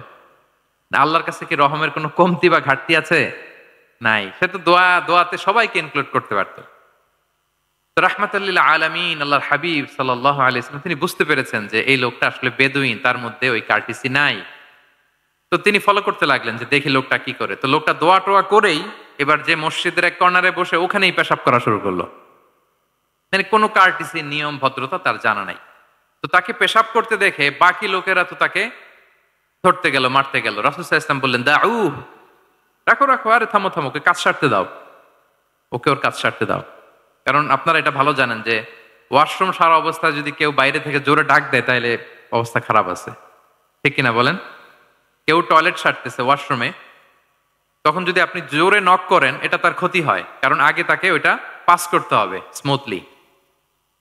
এটাও একটা এটিকেট যে কেউ ওয়াশরুমে গেল, আমাকেও যেতে হবে, তো আমি যে বারবার ডিস্টার্ব না করে ওখানে একটু পায়চারা করতে পারি, একটু হালকা মৃদু শব্দে কাশি দিতে পারি, বা আমি যে বাইরে আছি সামওয়ান ইজ ওয়েটিং আউটসাইড এটা তাকে বোঝাতে পারি। কিন্তু অনেকে যে কি করে, ধাম ধাম করার যখন শুরু করে ওই বেচারার তো অবস্থা টাইট। এটা যেন আমরা না করি, এই শিক্ষাটা কিন্তু এই হাদিস থেকে পাই। রাসূল সাল্লাল্লাহু আলাইহি ওয়াসাল্লাম বললেন দাউ দাউ, রাখো রাখো, আরে ছাড়ো ছাড়ো, ও তো এখন ইয়ে করতেছে, ইউরিন পাস করতেছে, রাখো, ওটাও সারুক, আগে সারুক, আমরা পরে ডিল করি। তো সবাইকে তিনি থামালেন, ও সারলো। এবার রাসূল সাল্লাল্লাহু আলাইহি ওয়াসাল্লাম বললেন, এবার তোমরা যে ওয়াহারিকু আলা বাউলিহি সাজলান মিন মা, যেহেতু মসজিদে নববীর ফ্লোর ছিল বালুর ফ্লোর, শুকিয়ে যাবে, বললেন যে ওর পেশাব করা জায়গার উপর এক বালতি পানি ঢেলে দাও। সাহাবারা দিল।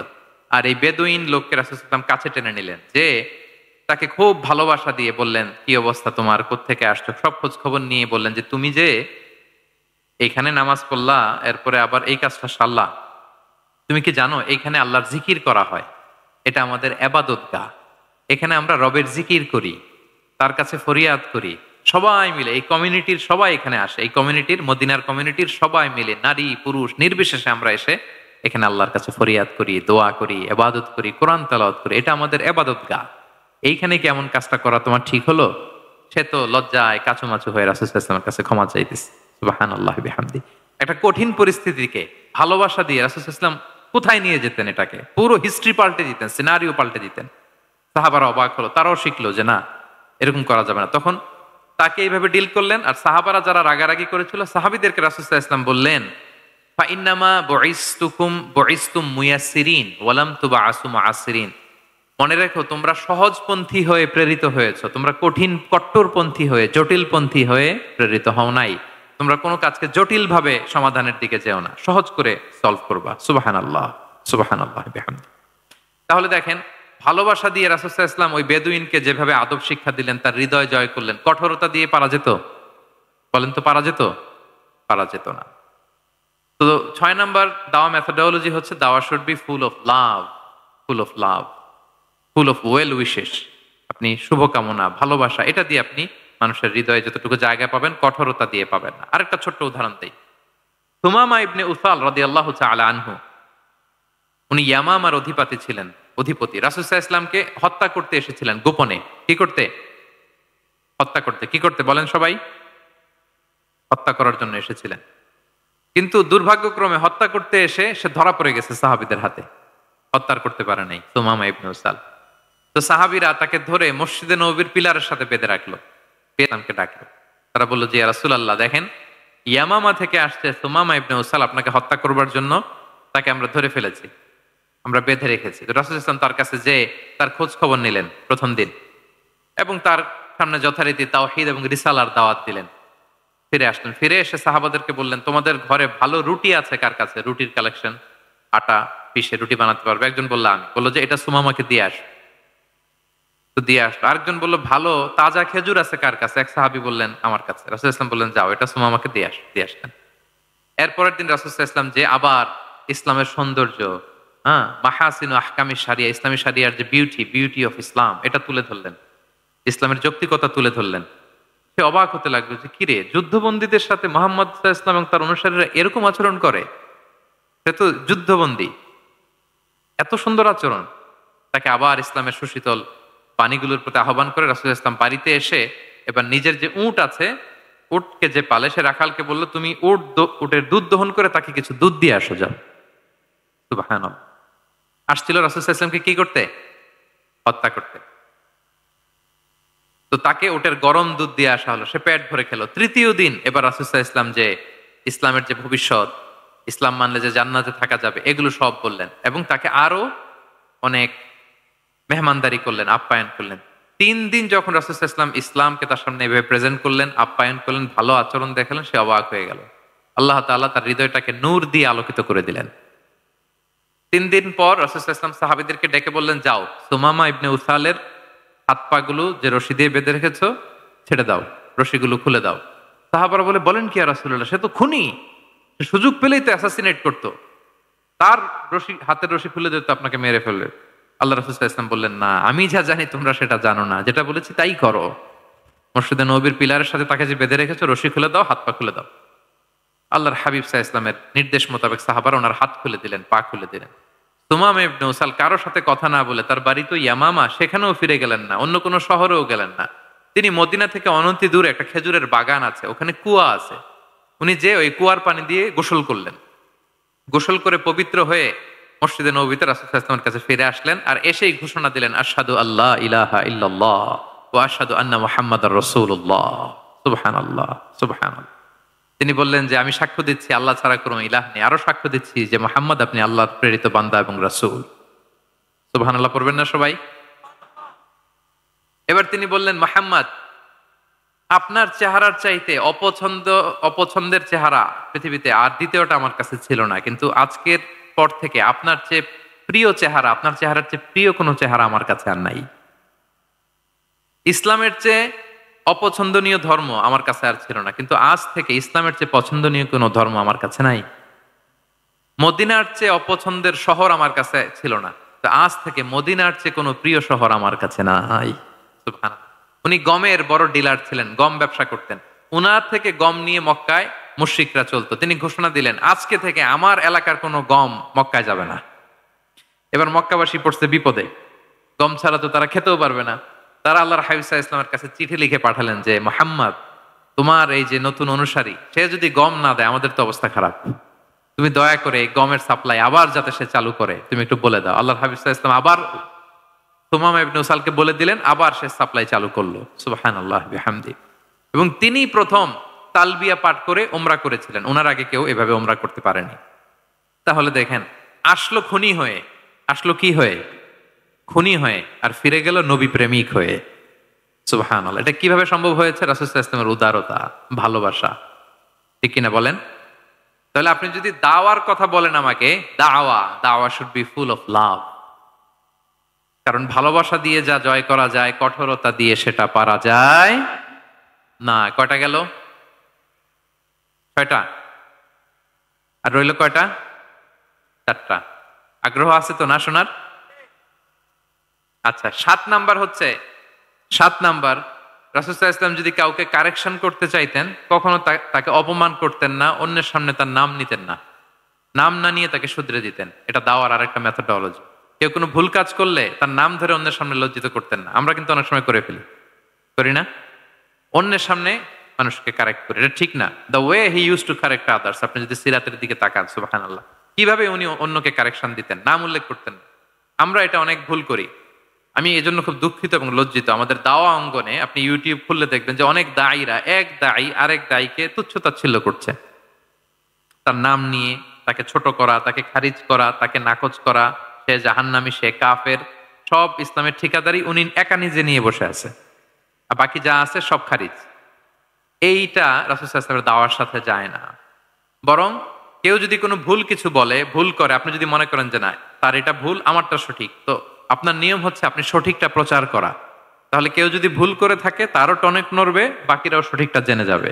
এটা হচ্ছে রাসূল সাল্লাল্লাহু আলাইহি ওয়াসাল্লামের দাওয়া মেথডোলজি। তিনি কখনো কারো নাম ধরে অন্যের সামনে, মানুষের সামনে তাকে লজ্জা দিতেন না, তাকে কারেক্ট করতে যেতেন না। এটা ছিল রাসূল সাল্লাল্লাহু আলাইহি ওয়াসাল্লামের বৈশিষ্ট্য। আসুন আমরা সিরাত থেকে দেখি, হাদিস থেকে দেখি। আল্লাহর হাবিব সাল্লাল্লাহু আলাইহি ওয়াসাল্লাম উনি রাতে দিনে কি কি আমল করতেন, গোপন আমল, এগুলো জানার জন্য 3 জন সাহাবী রাসূল সাল্লাল্লাহু আলাইহি ওয়াসাল্লামের স্ত্রীদের কাছে গেলেন, যে জিজ্ঞেস করলেন যে আপনারা আমাদেরকে বলুন যে রাসূল সাল্লাল্লাহু আলাইহি ওয়াসাল্লাম রাতে কি আমল করে, দুপুরে কি আমল করে, বিকেলে কি আমল করে। তো আমাদের আম্মা জানেরা, রাসূল সাল্লাল্লাহু আলাইহি ওয়াসাল্লামের প্রিয়তমা স্ত্রীরা বললেন যে উনি রাতে এরকম তাহাজ্জুদ, দুপুরবেলা এরকম তেলাওয়াত, এই সময় নফল নামাজ, এই সময় এটা এটা এটা করে। আল্লাহর হাবিব সাল্লাল্লাহু আলাইহি ওয়াসাল্লামের পুরো আমলের ফিরিস্তি যখন শোনানো হলো, কাআন্নাহুম তাকাল্লুহা, তাদের কাছে এটা একটা কম মনে হলো পরিমাণে, তারা ভাবছিল হয়তো আরো বেশি করে। তখন তাদের একজন বলল, আরে আইনা নাহনু মিন রাসূলিল্লাহ, কই রাসূল সাল্লাল্লাহু আলাইহি ওয়াসাল্লাম, কই আমরা। রাসূল সাল্লাল্লাহু আলাইহি ওয়াসাল্লামের ব্যাপারে আল্লাহ বলেছেন, কদ গুফিরা লাহু মা তাকাদ্দামা মিন যামবিহি ওয়া মা তাআখার, রাসূল সাল্লাল্লাহু আলাইহি ওয়াসাল্লামের আগের পরের সব গুনাহ মাফ। আদতে তো ওনার কোনো গুনাহই নাই, তারপরও একটা স্পেশাল স্ট্যাটাস হচ্ছে আপনার আগের পরের সব গুনাহ মাফ।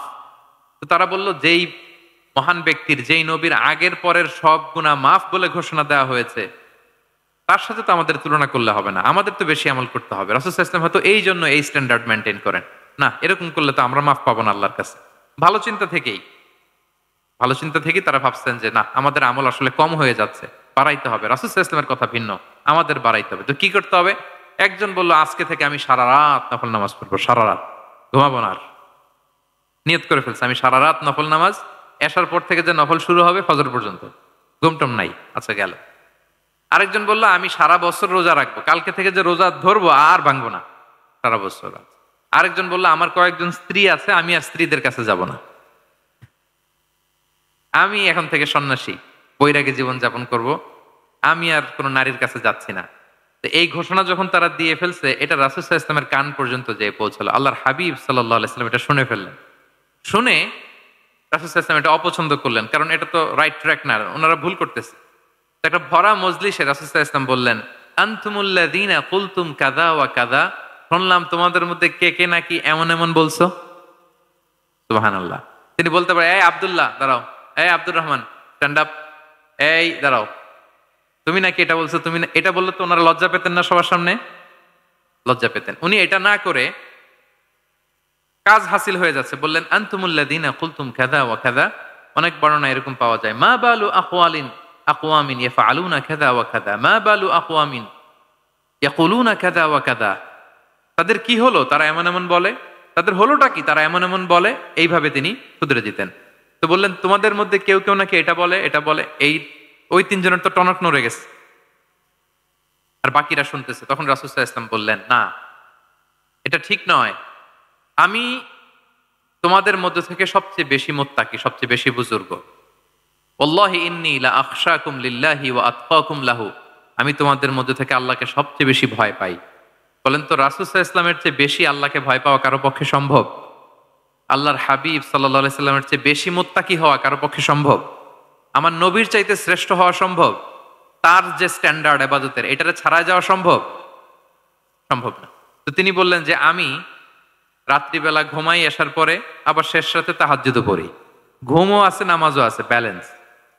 আমি সোম বৃহস্পতিতে রোজা রাখি, সপ্তাহের বাকি দিনগুলোতে খাই। আবার আমার অনেক 9 জন স্ত্রী তো এট এ টাইমে ছিল, আমি স্ত্রীদের সাথে মেলামেশাও করি। তো আমি এগুলো সব ঠিক রেখে আল্লাহর সবচেয়ে প্রিয় মুত্তাকি হইতে সমস্যা হইল না। তোমাদের এত সমস্যা কোথায়? তোমাদের সমস্যা কোথায়? আমার চেয়ে শ্রেষ্ঠ যদি কেউ কিছু করতে চাও, এটা হবে না, আমি হচ্ছি স্ট্যান্ডার্ড। সুবহানাল্লাহ। দেখেন এইভাবে যখন বললেন, ঠিক করে দিলেন যে তোমরা কে কে জানি এরকম নিয়ত করছো, এটা ভুল করেছো, বরং শুদ্ধ হবে এটা। ওই তিনজনের টনক নড়ে গেছে, তারা শুধরে নিয়েছেন, আর বাকিরা সঠিক মেসেজটা, সঠিক নির্দেশনাটা জেনে গেল। তাহলে ওনাদেরকে কারেকশন করা হয়ে গেছে না অলরেডি? বলেন তো, ওনারা যে ভুল করছে কারেকশন হয়েছে কিনা? কিন্তু তাদেরকে অপমান করা হয়েছে। এই ভুলটা আমরা অনেক সময় করি। অন্যের সামনে কখন নিজের ছেলেকে, নিজের স্ত্রীকে, বন্ধুকে বা যাকে, হঠাৎ হাসির রোল পড়লো কেন এখানে? কিছু কমন পড়ে গেছে নাকি কথা নিজের জীবনের সাথে? অন্যের সামনে এইভাবে আমরা যেন কারেক্ট না করি। কাউকে সংশোধন করতে চাইলে আল্লাহর হাবিব সাল্লাল্লাহু আলাইহি সাল্লামের দেখানো পথেই যেন আমরা সংশোধন করি। এটা হচ্ছে এই হাদিসের 1 নাম্বার শিক্ষা। আরেকটা শিক্ষা হচ্ছে ব্যালেন্স লাইফস্টাইল, ব্যালেন্স অ্যাপ্রোচ। আমরা জানলাম, অনেকে মনে করে, আমার পরিচিত কয়েকজন লোক আছে, আমি বলছি তারা থামাইছে কিনা জানি না, আমার কাছে এসে শোনাইতেছে হুজুর আমি সারা বছর রোজা রাখি। আমি বলছি আপনারা বলছে কি সারা বছর রোজা রাখতে? সারা বছর তো রোজা রাখা নিষেধ, এটাকে সমে বিশাল বলে, এটা নিষেধ। বরং সবচেয়ে বেশি যদি কেউ রাখতে চায়, রাসূল সাল্লাল্লাহু আলাইহি ওয়াসাল্লাম বলছে, তাহলে সাওমুল্লাহি দাউদ, সিয়ামু দাউদ, দাউদ আলাইহিস সালামের রোজা। এর চেয়ে বেশি না। একদিন রাখবা, আরেকদিন ভাঙবা, একদিন রাখবা, আজকে রোজা রাখলে কালকে খাবেন, কালকে রাখবেন, এরপরের দিন রাখবেন, এরপরের দিন ভাঙবেন। এর চেয়ে বেশি রাখা যায় না। লাগাতার রোজা রাখা নিষেধ। লাগাতার 6 মাস 5 মাস সারা বছর অনেকে রোজা রাখে, এটা না জানার কারণে। তাহলে এই যে ইসলামের যে ব্যালেন্স লাইফস্টাইল, এটা আমরা জানলাম। কাউকে কিভাবে শুধরে দিতে হবে, কারেক্ট করতে হবে, কারেকশনের ওয়ে, এটা আমরা জানলাম। আরেকটা হচ্ছে ইসলাম যে the combination of material and spiritual life, এইটার একটা তথ্য আমরা জানলাম যে আপনার এই দুনিয়াও লাগবে, আপনার আখিরাতও লাগবে। আপনি সব ছেড়ে দিয়ে শুধু আল্লাহর রাস্তায় চলে গেলে ওইটা ইসলাম শিখায় নাই। ইসলাম যে আমাদেরকে ফরিয়াদ শিখায়, প্রার্থনা শিখায়, রব্বানা আতিনা ফিদ দুনিয়া হাসানা ওয়া ফিল আখিরাতি হাসানা ওয়া কিনা আযাবান নার। হে আল্লাহ, আপনি দুনিয়াতেও হাসানা দেন, আখিরাতেও হাসানা দেন। আগে চাইছি কোনটা, আখিরাত না দুনিয়া? সবাই বলেন তো। রব্বানা আতিনা ফিল আখিরাতি হাসানা ও ফিদ দুনিয়া হাসানা, এরকম নাকি রব্বানা ফিদ দুনিয়া হাসানা? দেখেন দুনিয়াটা আগে, দুনিয়াটা আগে। তো ব্যালেন্স, এই ভারসাম্য রাখাটা আমি আলোচনা শুরুই তো করেছি, ওয়াসাতিয়া মানে ভারসাম্যপূর্ণ। ইসলামের নেচারটা হচ্ছে ব্যালেন্সড অ্যাপ্রোচ। এটা আমরা এই হাদিস থেকে শিখতে পারি। আমাদের অনেকেরই এটাতে ঘাটতি আছে, অনেক জ্ঞানী, অনেক স্কলার, অনেক তার কিছু, কিন্তু তার মধ্যে ভারসাম্য এবং পরিমিতি বোধ নাই। পরিমিতি বোধ, ভারসাম্য, ব্যালেন্স লাইফস্টাইল, এটা অনেকে অ্যাডপ্ট করতে পারে না। এটা বছরের পর বছর সাধনা করতে হয়, অ্যাডপ্ট করে নিতে হয় নিজের সাথে। তাহলে 7 নাম্বার হচ্ছে, কাউকে শুধরে দিতে চাইলে আপনি কিভাবে শুধরে দিবেন এটা আমরা জানলাম। তাকে সবার সামনে লজ্জা দিয়ে শুধরে দেওয়া যাবে? তাহলে কৌশলে তাকে শুধরে দিতে হবে। পারা যাবে তো ইনশাআল্লাহ? কয়টা গেল? 8 নাম্বার। 8 নাম্বার হচ্ছে, এটা দায়ীদের জন্য অনেক বড় রিমাইন্ডার। সেটা হচ্ছে আমরা যে দাওয়া দেই এটা খেয়াল রাখতে হবে। আমি যা বলি ওটা সবার আগে অ্যাপ্লাই করতে হবে নিজের মধ্যে। আমরা অনেক সময় এটা করে ফেলি যে ভালো একটা হাদিস শুনলে, কোরআনের আয়াত শুনলে, একটা কিছু শুনলে মনে করি যে এগুলো এই সবার জন্য, মানে এটা বাদ, এখান থেকে শুরু, লাইনটা এখান থেকে শুরু, এইখান থেকে যারা আছে এই সবাই এগুলো পালন করবে, আমি এটার বাইরে। দেখবেন যার সাথেই কথা বলেন তার কোনো সমস্যা, তার দোষ, তার কিভাবে সেলফ ডেভেলপমেন্ট, আত্মোন্নয়ন, আত্মশুদ্ধি, শুদ্ধাচার, এগুলো নিয়ে কথা নাই। খালি বলেই যে কি সমস্যা রে ভাই সমাজে, জানেন শেষ হয়ে গেল দেশটা। তারপর রাজনীতিতে সমস্যা, সমাজে সমস্যা, হুজুরদের মধ্যে সমস্যা, ওদের মধ্যে সমস্যা, শুধু সমস্যা, মানে উনি সব জায়গায় সমস্যা দেখতে পায়। কিন্তু বেসিকলি আপনি যখন সমস্যা নিয়ে কথা বলবেন সবার আগে খেয়াল করতে হবে যে ওই সমস্যায় আমি আক্রান্ত কিনা। আমরা কেন যেন অন্যকে কাঠগড়ায় দাঁড় করাতে বেশি পছন্দ করি, কিন্তু নিয়ম হচ্ছে নিজেকে বারবার কাঠগড়ায় দাঁড় করানো, যে আমি ঠিক করতেছি কিনা, আসলে আমার মধ্যে শুদ্ধাচার আছে কিনা, আমার লেনদেন ঠিক আছে কিনা, আমি আমার মধ্যে সততা আছে কিনা, do I live a decent life, আমি যা বলি আমি তা করি কিনা। এটা অনেক সময় আমরা ভুলে যাই। আমরা যা বলি সেটার জন্য আগে আমরা নিজে আমল করতে পারি। আল্লাহ তৌফিক দান করুক। আল্লাহ তাআলা বলছেন, ইয়া আইয়ুহাল্লাযীনা আমানু লিমা তাকুলুনা মা লা তাফআলুন, কেন তুমি সেটা বলো যেটা তুমি করো না? কেন সেটা বলো? তো আমরা যদি দাওয়া কাজ করতে চাই, আমি যে দাওয়াটা দিব বা নাসিহাত দিব বা বার্তাটা রাখবো, সবার আগে যেন এটা নিজের দিকে, ওই তীর তীর যেন নিজের দিকে থাকে, যে না এটা আগে তোমার জন্য, আগে তুমি পালন করো, পাশাপাশি এটা সবার জন্য, এটা যেন আমরা করি। আল্লাহর হাবিব সাল্লাল্লাহু আলাইহি ইসলামের জীবনে যদি আমরা দেখি তাহলে দেখবো উনি যা বলতেন ওইটা নিজে আগে বেশি করতেন। আল্লাহু আকবার। উনি ইবাদতের কথা বলতেন, আল্লাহর সামনে নিজেকে সঁপে দেওয়ার কথা বলতেন। আর নিজেকে কিভাবে সঁপে দিতেন দেখেন, তিনি যখন দোয়া করতেন নিজেকে ছোট করতে করতে তিনি আল্লাহরে বলতেন, আল্লাহুম্মা ইন্নী আবদুক ওয়া ইবনু আবদিক ওয়া ইবনু আমাতিক নাসিয়াতি বিয়াদিক, হে আল্লাহ আমি আপনার দাস, আল্লাহ আমি দাসের ঘরের দাস, দাসীর ঘরের দাস। মানে আমার পিতা আব্দুল্লাহ আপনার দাস, আমার মা আমিনা আপনার দাসী, তো আমরা সবাই আপনার গোলাম, গোলামের ঘরের গোলাম। এর চেয়ে তুচ্ছ, ছোট, নগণ্য করে কি আর আল্লাহর সামনে নিজেকে পেশ করা যায় বলেন? এরপর তিনি বলতেন, নাসিয়াতি বিয়াদিক, আল্লাহ আমার মাথার চুলের ঝুঁটি আপনার হাতের মুঠোয়। মাথার চুলের ঝুঁটি হাতের মুঠোয় মানে কি? আপনি ডানে টান দিলে আমি ডানে যেতে বাধ্য, আপনি বাঁয়ে টান দিলে মানে আমার আর কিছু নেই, আল্লাহ সব সঁপে দিলাম আপনার কাছে। কিভাবে নিজেকে তিনি সঁপে দিতেন? তাহাজ্জুদের সালাতে যখন রাতে দাঁড়াতেন, আম্মা জান আয়েশা রাদিয়াল্লাহু তাআলা আনহা বলেন, দাঁড়িয়ে থাকতে থাকতে পা দুইটা ফুলে যেত এরকম, হাত্তা তাতাফাত্তারা কদামা, খুব কষ্ট হতো আল্লাহ রাসূল সাল্লাল্লাহু আলাইহি ওয়াসাল্লামের। আম্মা জান আয়েশা বলতেন, ইয়া রাসূলুল্লাহ ক্বাদ গুফিরা লাকা মা তাকাদ্দামা মিন যামবিকা ওয়া মা তাআখার, আল্লাহ তো বলেছেন আপনার সব গুনাহ মাফ, গুনাই তো নাই, তাও ঘোষণা সব গুনাহ মাফ, এত কষ্ট নিজের দেহের উপর নিজে কেন দেন? আল্লাহর হাবিব সাল্লাল্লাহু আলাইহি ওয়াসাল্লাম বলতেন, আফালা উহিব্বু আন আকুনা আবদান শাকুরা, হে আয়েশা এটা ঠিক আল্লাহ আমাকে মর্যাদা দিয়েছেন, কিন্তু আমি কি শুকরগুজার বান্দা হতে চাইবো না? আল্লাহর নেয়ামতে যে আমি ভেসে বেড়াই, আল্লাহর নেয়ামতে যে আমি বেঁচে আছি, আল্লাহর অনুগ্রহের কারণে যে আমার এত সম্মান, সে আল্লাহর প্রতি আমি কি নিজেকে পেশ করব না? আফালা উহিব্বু আন আকুনা আবদান, আমি কি শুকরগুজার হব না? আমার রোলটা তো আমাকে প্লে করতে হবে, আমাকে তো উজাড় করে আমার রবের সামনে আমাকে উপস্থাপন করতে হবে। দেখেন, শুধু বলতেন না, করে দেখাতেন।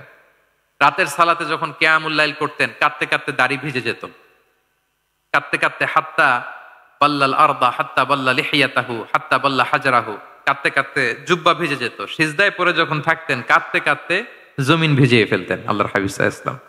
এভাবে নিজেকে আল্লাহ তাআলার সামনে পেশ করতেন। তো আমরা যারা দাওয়া অঙ্গনে কাজ করি, এটা খুব পিচ্ছিল পথ, এটা খুবই পিচ্ছিল। আমাদের খেয়াল রাখতে হবে যে আমি যা বলি এটা আমি করি কিনা। এটা দায়ীদের জন্য চ্যালেঞ্জিং।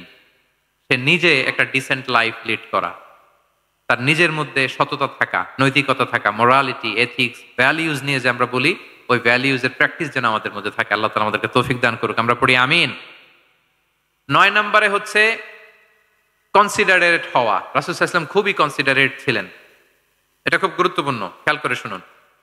কনসিডারেট মানে খুব উচ্চ বিবেকবোধ সম্পন্ন ব্যক্তিত্ব, খুব বিবেকবোধ সম্পন্ন। আমাদের অনেকের মধ্যে এটা, আমাদের অনেকের সেন্স কাজ করে না। আল্লাহর হাবিব সাল্লাল্লাহু আলাইহি ওয়াসাল্লাম he was a man of 6 senses. 6টা সেন্স ওনার কাজ করতো। সুবহানাল্লাহ, সুবহানাল্লাহ। কথা বলতেছেন, ওদিকে কি হচ্ছে, ওদিকে সব একসাথে একটা গ্ল্যান্সে তিনি মেনটেন করতেন। সুবহানাল্লাহ বিহামদিহি। তো এই উচ্চ বিবেকবোধ সম্পন্ন হইতে হবে দাঈদের।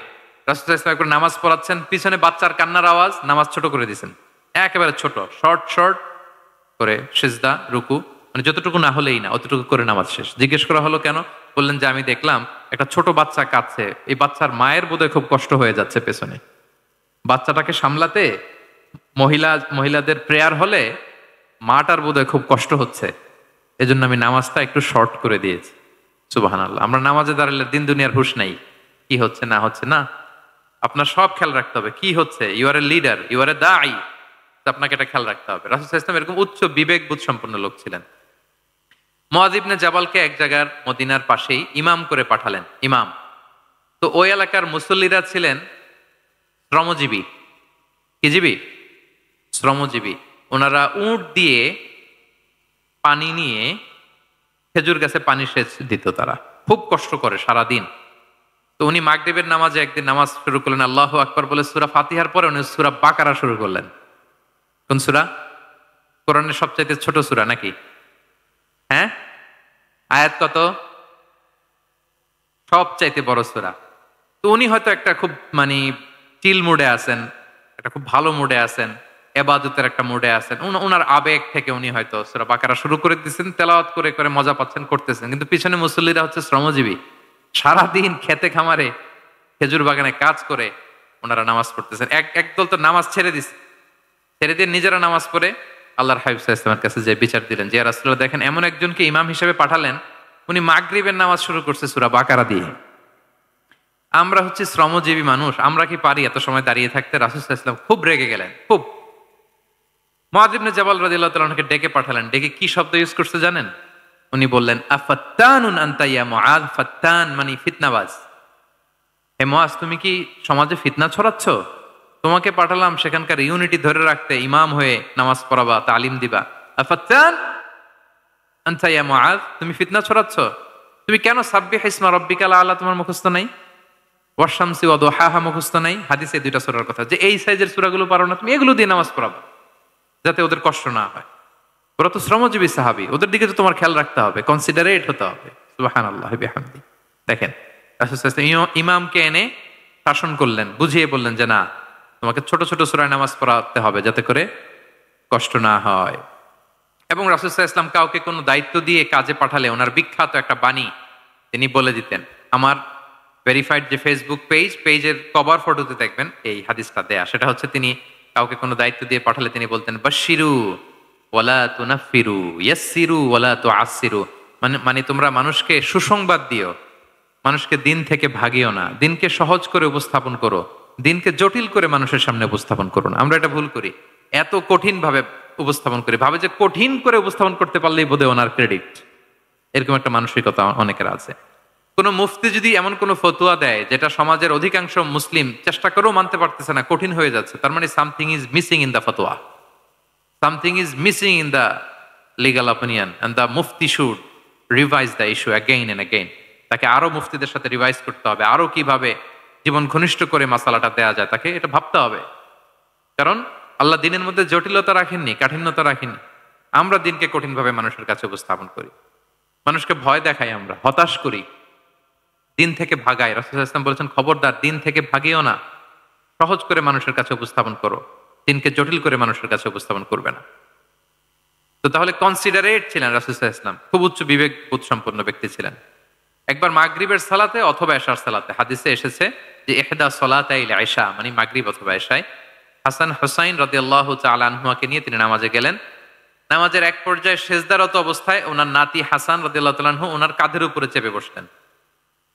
দীর্ঘ সেজদা দিলেন। এরপর যখন নামাজ শেষ করলেন, সাহাবারা বললেন, ইয়া রাসূলুল্লাহ, এত লম্বা সেজদা দিতে তো কখনো দেখি নাই, নামাজে কি অসুস্থ হয়ে গেলেন নাকি?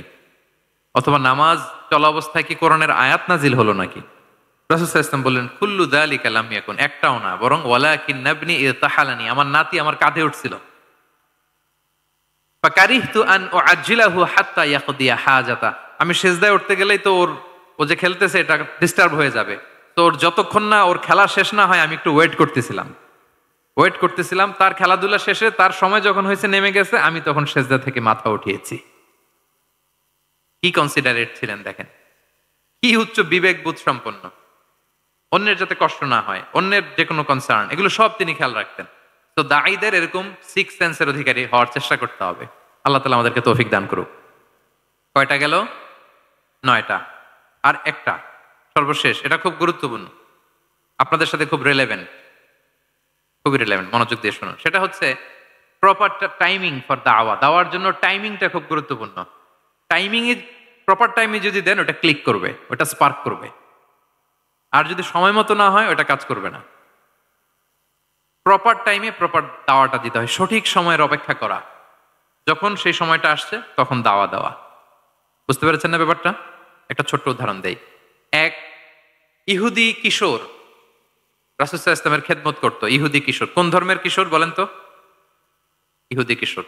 প্রায় আসতো, রাসূল সাল্লাল্লাহু আলাইহি ওয়াসাল্লামের কাছে আসতো, রাসূল সাল্লাল্লাহু আলাইহি ওয়াসাল্লামের সেবা করতো, কিন্তু তাকে কখনো রাসূল সাল্লাল্লাহু আলাইহি ওয়াসাল্লাম দিনের দাওয়াত দেন নাই।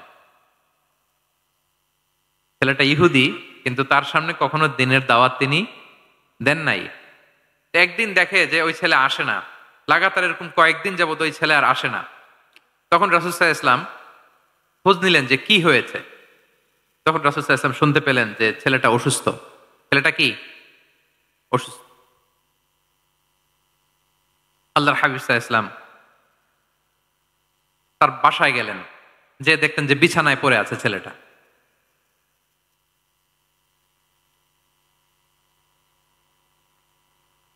দেখলেন যে ইহুদি ছেলেটা বিছানায় পড়ে কাতরাচ্ছে, পাশে ছেলেটার বাবা। রাসূল সাল্লাল্লাহু আলাইহি ওয়াসাল্লাম তার মাথায় হাত বুলিয়ে দিলেন, তার খোঁজ খবর নিলেন। এবার রাসূল সাল্লাল্লাহু আলাইহি ওয়াসাল্লাম বললেন, আসলিম, মানে ইসলাম ধর্ম গ্রহণ করো। ফানাযারা ইলা ওয়াজহি আবি, ইহুদি ছেলেটা তার বাবার চেহারার দিকে তাকালো যে দেখে আব্বা কি বলে।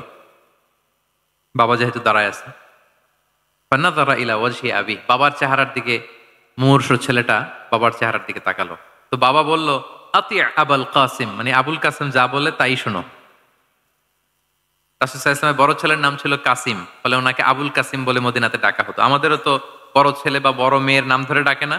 ধরেন যে আপনার বড় ছেলের নাম আব্দুল্লাহ, তো আপনারা বলে আব্দুল্লাহর বাবা। রাসূল সাল্লাল্লাহু আলাইহি ওয়াসাল্লামকে মদিনায় বলা হতো কাসিমের বাবা। তো ছেলেটা যখন বাবার চেহারার দিকে তাকালো, বাবা বলল, আতি আবুল কাসিম, তুমি আবুল কাসিমের অনুসরণ করো, যা বলে তাই শোনো। ছেলেটা তখন পড়তে আরম্ভ করলো, আশহাদু আল্লা ইলাহা ইল্লাল্লাহ ওয়া আশহাদু আন্না মুহাম্মাদুর রাসূলুল্লাহ, মানে মুসলিম হয়ে গেল। রাসূল সাল্লাল্লাহু আলাইহি ওয়াসাল্লাম ইহুদিদের ঘর থেকে বের হয়ে আসলেন আর বললেন, আলহামদুলিল্লাহিল্লাযী আনকাযাহু মিনান নার, বুখারীর বর্ণনা। প্রশংসা সে আল্লাহর, যে আল্লাহ এই ছেলেটিকে জাহান্নাম থেকে মুক্তি দিয়ে জান্নাতি বানিয়ে নিল। দেখেন, রাসূল সাল্লাল্লাহু আলাইহি ওয়াসাল্লাম একটা প্রপার টাইমিং এর অপেক্ষা করতেছিলেন। এতদিন রাসূল সাল্লাল্লাহু আলাইহি ওয়াসাল্লামের ঘরে যে ইহুদি কিশোর খেদমত করে, কাজ করে দিয়ে আসে, একদিনও দাওয়াত দেয় না। রাসূল সাল্লাল্লাহু আলাইহি ওয়াসাল্লাম একটা ভালো সময় খুঁজতেছিলেন। শুরুতেই যদি দাওয়াত দেয়, ওই ছেলে আশাই বন্ধ করবে, ভাববে খাইছে, আমার তো ধর্মান্তরিত করতে চায়। ঠিক কিনা বলেন? যে আমার একটা ফেইথ আছে, সে তো আমার ফেইথ কেড়ে নিতে চায়, বা তার বাবাও ভয় পাবে। রাসূল সাল্লাল্লাহু আলাইহি ওয়াসাল্লাম যখন অনেকদিন তার সাথে মিশলেন, রাসূল সাল্লাল্লাহু আলাইহি ওয়াসাল্লামের ব্যক্তিত্ব, রাসূল সাল্লাল্লাহু আলাইহি ওয়াসাল্লামের কথা বার্তা, আচরণ, মানসিকতা সব দেখে যখন এই ইহুদি ছেলে, তার বাবা ইমপ্রেসড, এবং ছেলেটা শুয়ে আছে বিছানায় মুমূর্ষ, এই প্রপার একটা টাইমিং এর অপেক্ষায় রাসূল সাল্লাল্লাহু আলাইহি ওয়াসাল্লাম ছিলেন। যখনই সেই সময়টা এসেছে, রাসূল সাল্লাল্লাহু আলাইহি ওয়াসাল্লাম দাওয়াত দিলেন, মুহূর্তের মধ্যে ক্লিক। আল্লাহু আকবার। এই প্রপার টাইমিং এর অপেক্ষা আমাদেরকে করতে হবে। এই সুযোগটা কিন্তু আপনাদের আছে। আমি শুরুতেই বলেছি যে ডক্টর যারা, তাদের কাছে মানুষ কখন আসে? সুদিনকালে না দুর্দিনকালে? বলেন, তার বিপদ এর চেয়ে বড় বিপদ নাই। ক্যান্সার নিয়ে আসছে, ডায়াবেটিক্স নিয়ে আসছে, অসুস্থ, অসহায়, মানে ভাবখানা এমন, আপনি ছাড়া তার আর কোনো গতি নাই। ঠিক কিনা বলেন? এই প্রপার টাইমে যখন আপনি মনে করবেন যে now it's high time to give দাওয়া, জাস্ট ডু ইট। যখন মনে করবেন যে না, এখন একটা সুন্দর সময়, এখন বললে এটা কাজে দিবে, ওই সময়টাকে আপনি কাজে লাগান। তাহলে দাওয়া মেথোডোলজি সর্বশেষ পয়েন্ট হচ্ছে প্রপার টাইমিং ফর দাওয়া। যখন দাওয়াত দিলে কাজে লাগবে ঠিক তখন দিতে হবে। কি পারা যাবে তো ইনশাআল্লাহ? আল্লাহ তাআলা আমাদের সবাইকে তৌফিক দান করুক। তাহলে প্রিয় ভাইয়েরা, আমি একটু রিভাইজ করি আপনাদের সাথে কি কি নিয়ে কথা বললাম। প্রথমে আমরা বলেছি যে আমাদের মধ্যমপন্থী হইতে হবে, বাড়াবাড়িও করা যাবে না, ছাড়াছাড়িও করা যাবে না। আমরা কোথায় থাকবো? মাঝামাঝি, মাঝামাঝি। এরপরে আমরা বললাম ওরাল দাওয়ার চেয়ে প্র্যাকটিক্যাল দাওয়া, লিভিং দায়ী হইতে পারলে ওইটার ইফেক্ট অনেক বেশি। এরপর আমরা আল্লাহর হাবিব সাল্লাল্লাহু আলাইহি ওয়াসাল্লামের সিরা এবং সুন্নাহ থেকে 10টা মেথোডোলজি, দাওয়া মেথোডোলজি আলোচনা করেছি। তার প্রথমটা ছিল ভেরি সফট এন্ড মাইল্ড, দাওয়া ল্যাঙ্গুয়েজটা সফট এন্ড মাইল্ড হতে হবে। 2 নাম্বার, কোশ্চেন থ্রো করতে হবে অ্যাটেনশন ড্র করার জন্য। 3 নম্বরে visual explanation to make the দাওয়া মোর ইফেক্টিভ এন্ড প্রোডাক্টিভ। তারপরে 4 নাম্বার, গ্রাজুয়ালিটি, ধীরে ধীরে ধাপে ধাপে, একবারে সব চাপিয়ে দেওয়া যাবে না। 5 নম্বরে ইমোশনাল ইন্টেলিজেন্স ইউজ করতে হবে। 6 নম্বরে ফুল অফ লাভ, দাওয়া should be full of love. 7 নম্বরে কাউকে শুধরে দিতে চাইলে লজ্জা দিয়ে অন্যের সামনে শুধরে দিতে দেওয়া যাবে না, রাসূল সাল্লাল্লাহু আলাইহি ওয়াসাল্লাম যেভাবে শিখিয়েছেন ওইভাবে কারেক্ট করতে হবে। 8 নম্বরে দাওয়া should be applied in yourself, আগে নিজের মধ্যে। 9 নম্বরে কনসিডারেট হইতে হবে, উচ্চ বিবেকবোধ সম্পন্ন। আচ্ছা, 10 নম্বরে প্রপার টাইমিং, ঝোপ যে কোপ, বাংলা একটা কথা বলে না, কি বলে? ঝোপ যে, তার মানে সময় মতো, সময়ের 1/4, অসময়ের সময় মতো। যখন আপনি মনে করবেন it's high time to give দাওয়া, ডু ইট, এটা করেন। এইভাবে আল্লাহ রাসূল সাল্লাল্লাহু আলাইহি সাল্লামের দাওয়া মেথোডোলজি ফলো করে যদি আমরা দাওয়া কাজ করি, দাওয়াটা প্রোডাক্টিভ হবে এবং খুব ইফেক্টিভ হবে। আশা করি আল্লাহর হাবিব সাল্লাল্লাহু আলাইহি ইসলামের এই যে দাওয়া মেথোডোলজি এবং এটা কিভাবে আমাদের সাথে রেলেভেন্ট হতে পারে, কিভাবে এটাকে আমরা ইফেক্টিভ করতে পারি আর প্রোডাক্টিভ করতে পারি, এ ব্যাপারে আপনারা একটা মোটামুটি ধারণা পেয়েছেন। কি বলেন? ধারণা পেয়েছেন তো? এগুলো অ্যাপ্লাই করবেন তো সময় মতো ইনশাআল্লাহ। আল্লাহ তাআলা আমাদের সবাইকে কথাগুলো বুঝা আর আমল করার তৌফিক দান করুক।